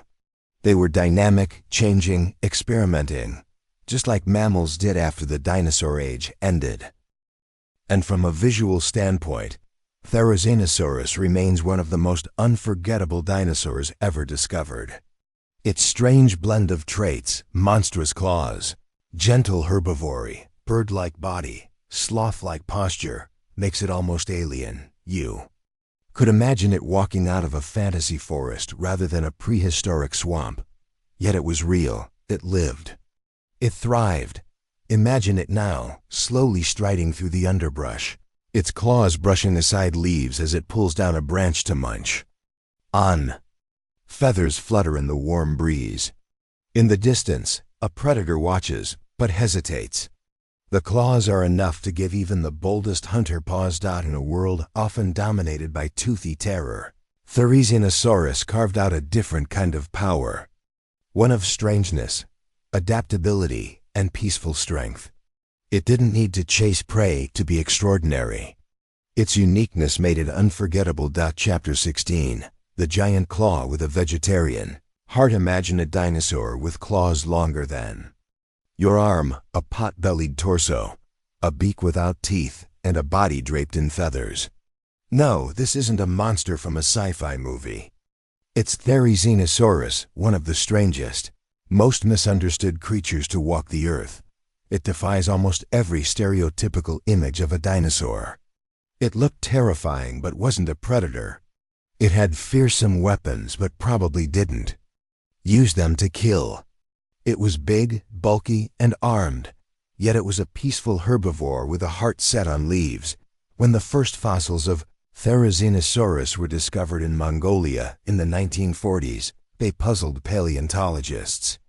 What they found were giant claws, some nearly 3 feet long, and not much else. These claws were curved and sharp, resembling scythes or swords. For decades, scientists had no idea what kind of animal they belonged to. The original theory? A giant turtle. Some thought the claws might have belonged to a bizarre swimming reptile. There simply wasn't enough fossil evidence to make a clear call. It wasn't until later, as more bones were unearthed, that the true picture began to form. The animal was massive, up to 30 feet long, and its bones showed signs of a body. Built for bulk, not speed. It walked on 2 legs like a theropod, but its hips, feet, and hands didn't quite fit the mold of a classic predator. It had a long neck and a small head, and when its skull was finally found, it turned out to have no teeth in the front of its beak-like mouth and tiny, leaf-shaped teeth in the back, the kind suited for chewing plants. Suddenly, everything changed. The giant claws weren't hunting tools. They were more like gardening implements.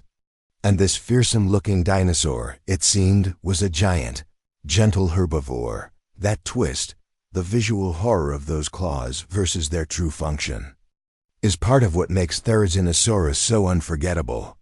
The claws likely served multiple purposes.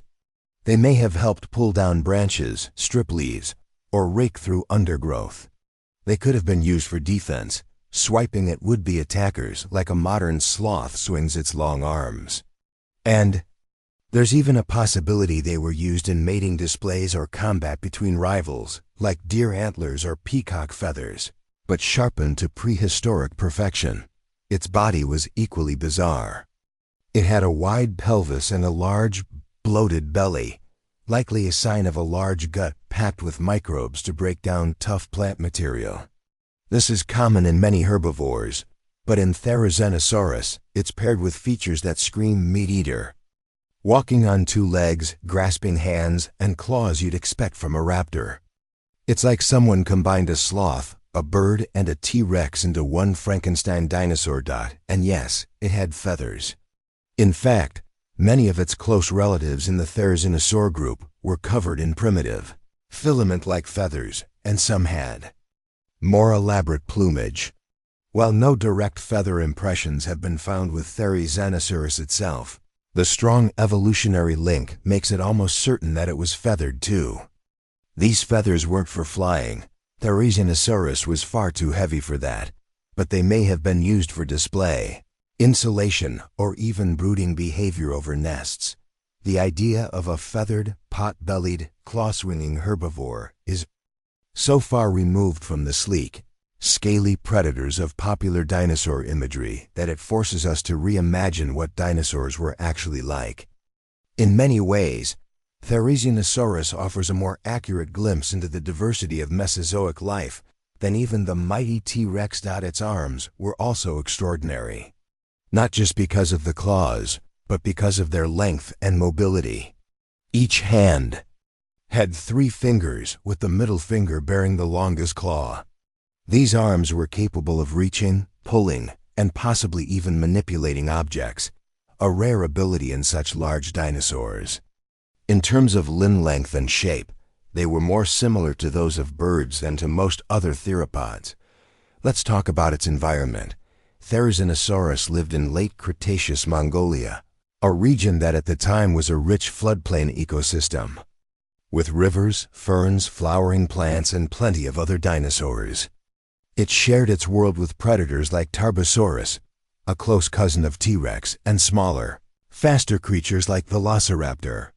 In this environment, Therizinosaurus likely filled a unique ecological niche, a large herbivore that could stand On two legs, reach high vegetation, and defend itself with devastating claws. You wouldn't want to pick a fight with it. While it likely wasn't aggressive, those claws could have done serious damage in defense. A single swipe might have been enough to injure or even kill a predator if aimed well. Its sheer size would have also deterred most attackers. It wasn't built for speed, but it didn't need to be. Standing as tall as a giraffe and weighing several tons, it was a lumbering wall of feathers and claws, but perhaps one of the most important aspects of Therizinosaurus is how it reshaped our understanding of dinosaur evolution. For years, theropods, the group that includes T-Rex, Velociraptor, and all modern birds, were thought to be exclusively meat-eaters. That idea held until dinosaurs like Therizinosaurus came along. Here was a theropod that not only didn't eat meat, but had fully committed to a herbivorous lifestyle. It showed that even within a group known for ferocity and predation, evolution could take a totally different path. It's as if a wolf decided to become a cow. Its discovery forced scientists to reevaluate the flexibility of dinosaur evolution. If a theropod could grow feathers, trade teeth for a beak, and swap killing for grazing, then the possibilities were wide open. It reinforced the idea that dinosaurs weren't static or simple. They were dynamic, changing, experimenting, just like mammals did after the dinosaur age ended. Some scientists even believe that Therizinosaurus and its relatives might represent an example of convergent evolution, where unrelated groups independently evolve similar traits. In this case, Therizinosaurs developed herbivorous adaptations that mirrored those of sauropods and ornithischians. But they did it with a completely different starting toolkit: claws, bipedal stance, and bird-like features. Another layer of intrigue comes from its potential intelligence. While it's hard to measure brainpower from fossils, some researchers suggest that Therizinosaurs had relatively large brains for their size. Combined with their sensory abilities, long necks, and complex feathers, it's possible they engaged in more complex social behavior than previously thought. Maybe they used their claws not just for feeding or defense, but in elaborate visual displays, or even territorial gestures. Imagine Therizinosaurus in its full glory, standing upright in a sunlit clearing, feathers rustling, claws raised not in aggression but in ritualistic display. Nearby, another individual mimics the motion. Are they rivals, mates, or just signaling peacefully across the plains? We may never know, but the clues suggest this was not a simple animal dot in a world often dominated by toothy terror. Therizinosaurus carved out a different kind of power, one of strangeness, adaptability, and peaceful strength. It didn't need to chase prey to be extraordinary. Its uniqueness made it unforgettable. Chapter 17. The Spiky Sentinel with a Surprising Brain. If you were to meet a Kentrosaurus face to face, your first thought might be Stegosaurus, but meaner. That's understandable. With its double row of plates along its back transitioning into long, wicked tail spikes, Kentrosaurus looked like a creature built for war. But while it certainly had the looks of a prehistoric pincushion, this Jurassic herbivore is more than just spikes and armor. New research suggests it may have had surprisingly complex behavior and neurological capabilities for a dinosaur that has long been typecast as slow and dim-witted. Kentrosaurus lived about 150 million years ago in what is now Tanzania, part of a vibrant Jurassic ecosystem teeming with sauropods, early predators, and lush vegetation. Though smaller than its cousin Stegosaurus, averaging around 15 feet in length and weighing about 1 ton, Kentrosaurus was arguably more heavily armed for its size. Its body was lined with small plates that ran down from its neck to its mid-back. Behind that, things got pointy fast. Pairs of long, sharp spikes extended down its hips, with the final act being a muscular tail armed with even longer spikes that could be swung like a club. These spikes weren't for show. Paleontologists believe the tail of Kentrosaurus was incredibly flexible and capable of delivering forceful, targeted strikes. The biomechanics suggest that Kentrosaurus could whip its tail side to side in rapid succession, creating a danger zone for any predator bold enough to approach from behind. And in the dangerous world of the late Jurassic, that was likely a daily reality. But the defense system of Kentrosaurus was just one layer of its survival strategy. Recent studies of its brain case revealed a shock. It may not have been as dumb as previously assumed. Traditionally, stegosaurs have been mocked for their tiny brains. Some estimates claim a brain the size of a walnut in an animal the size of a minivan. Yet Kentrosaurus seems to break the mold slightly. Its brain-to-body ratio was still small, but certain parts of the brain, especially those related to motor coordination and sensory input, were more developed than expected. This has led to a reevaluation of how Kentrosaurus may have behaved. Rather than being a slow, lumbering, dim creature, it may have had better balance, more refined muscle control, and keener sensory awareness than its reputation suggests. It had large inner ear canals, which may have helped with equilibrium and coordination. This would be essential if it needed to use its tail spikes precisely in a defensive scenario. What did Kentrosaurus eat? Like other stegosaurs, it was an herbivore. Its small head had a beak-like mouth suited for nipping low-lying plants. It likely fed on ferns, cycads, and horsetails, all common in the Jurassic landscape. With no complex chewing mechanism, it probably swallowed rough vegetation whole, relying on its large gut to ferment and digest plant matter slowly. Fossil evidence doesn't show advanced teeth, but it does suggest a digestive system adapted to processing bulk. Despite this simple feeding method, its skeletal design implies some mobility in the neck, allowing it to feed at different angles. This, coupled with its size, might have helped Kentrosaurus exploit vegetation other herbivores ignored. Its social behavior is still debated. No definitive evidence shows herd structure in Kentrosaurus, but bone beds containing multiple individuals suggest at least occasional group living.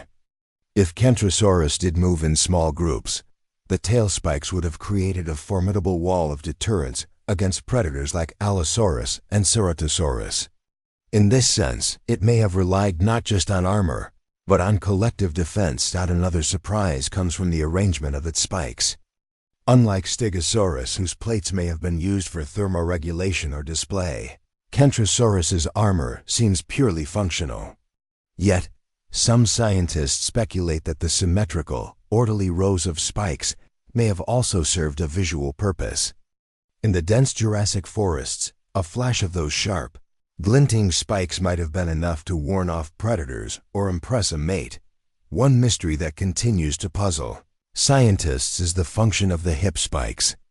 Positioned along the sides of the rear torso, these spikes would have been difficult to aim or control like the tail spikes. Were they passive armor?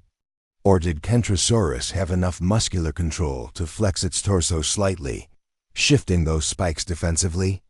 The biomechanics aren't clear, but their presence certainly added another deterrent layer.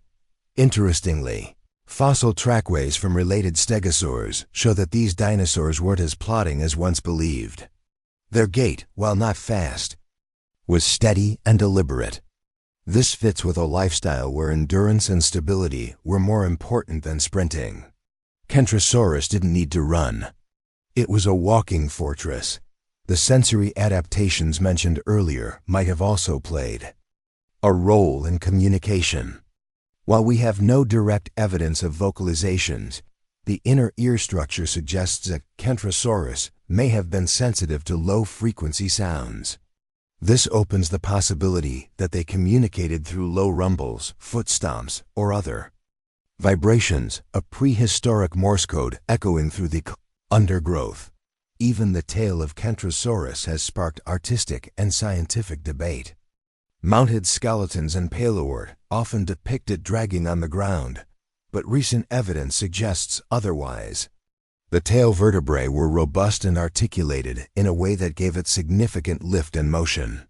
This means Kentrosaurus likely carried its tail elevated, poised like a scorpion's, ready to strike. In essence, it was always cocked and loaded. To understand how effective those spikes were, consider that puncture wounds from even a single strike could disable a predator. Some paleontologists believe a direct hit could penetrate deep muscle tissue or even bone. The psychological effect alone, knowing that a wrong move could result in a painful injury, may have kept many predators at bay. In this light, Kentrosaurus wasn't just surviving. It was actively shaping its place in the ecosystem by making itself too costly to attack. In the end, Kentrosaurus was a blend of brute design and subtle intelligence. Not the brainless pincushion of old textbooks, but a well-adapted, potentially social, and highly defensive herbivore. It didn't dominate with size or speed, but with the careful balance of evolution's best defense strategies: armor, awareness, and attitude. Chapter 18. The swimmer with sails and surprises in a world of dinosaurs. Appearances can be deceiving. Some look like monsters but were mellow. Others seem dull until their fossils whisper tales of evolutionary genius. And then there's Oranosaurus, a dinosaur with a back like a sailboat and the build of a duck-billed herbivore. For decades, it puzzled paleontologists. Was it a desert dweller or a swamp stalker? Did it store fat like a camel or display its sail like a peacock?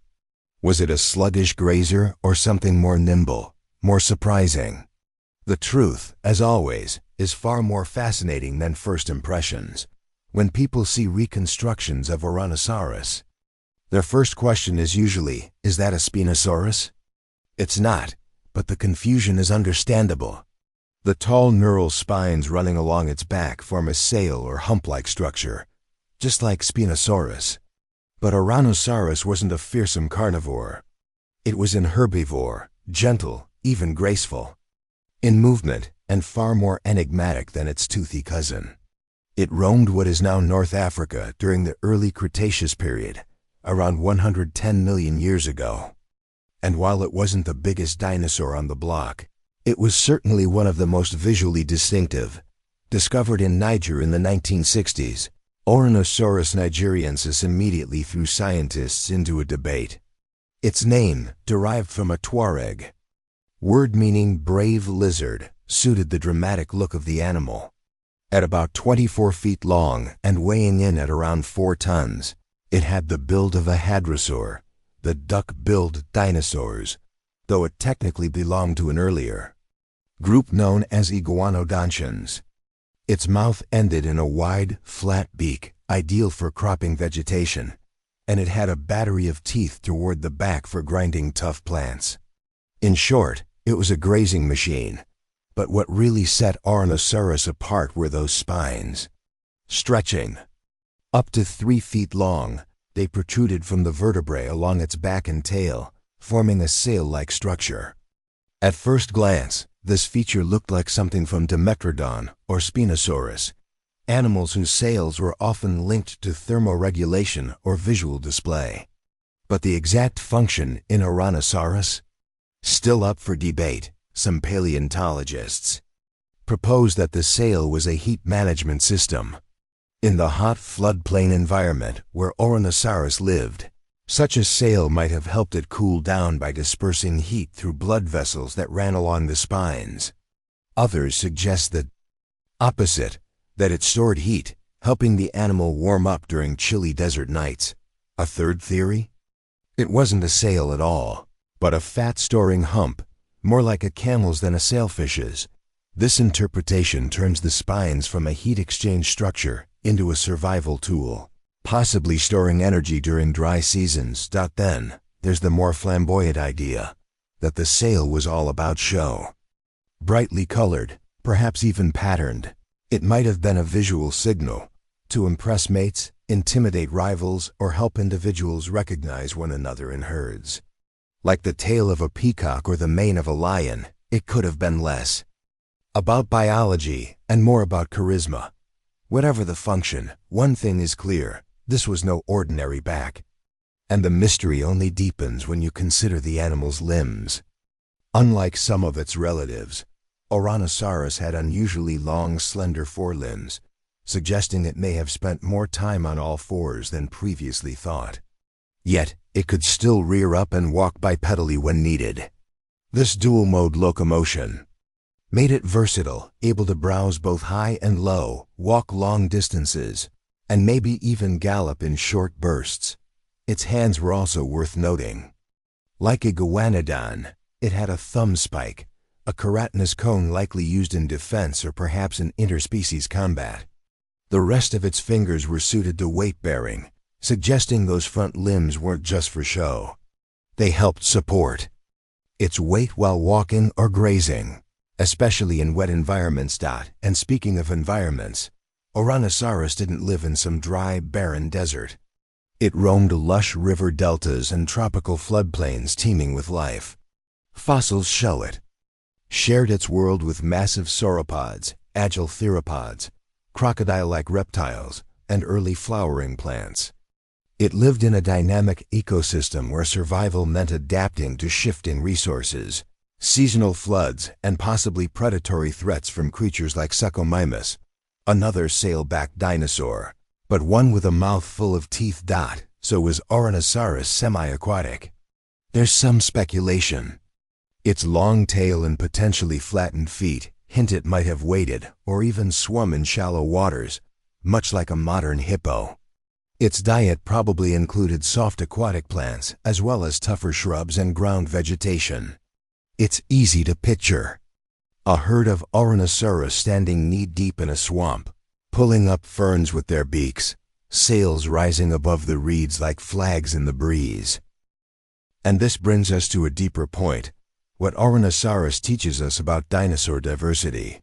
For a long time, dinosaurs were painted in broad strokes: meat eaters with sharp teeth, plant eaters with plates or horns.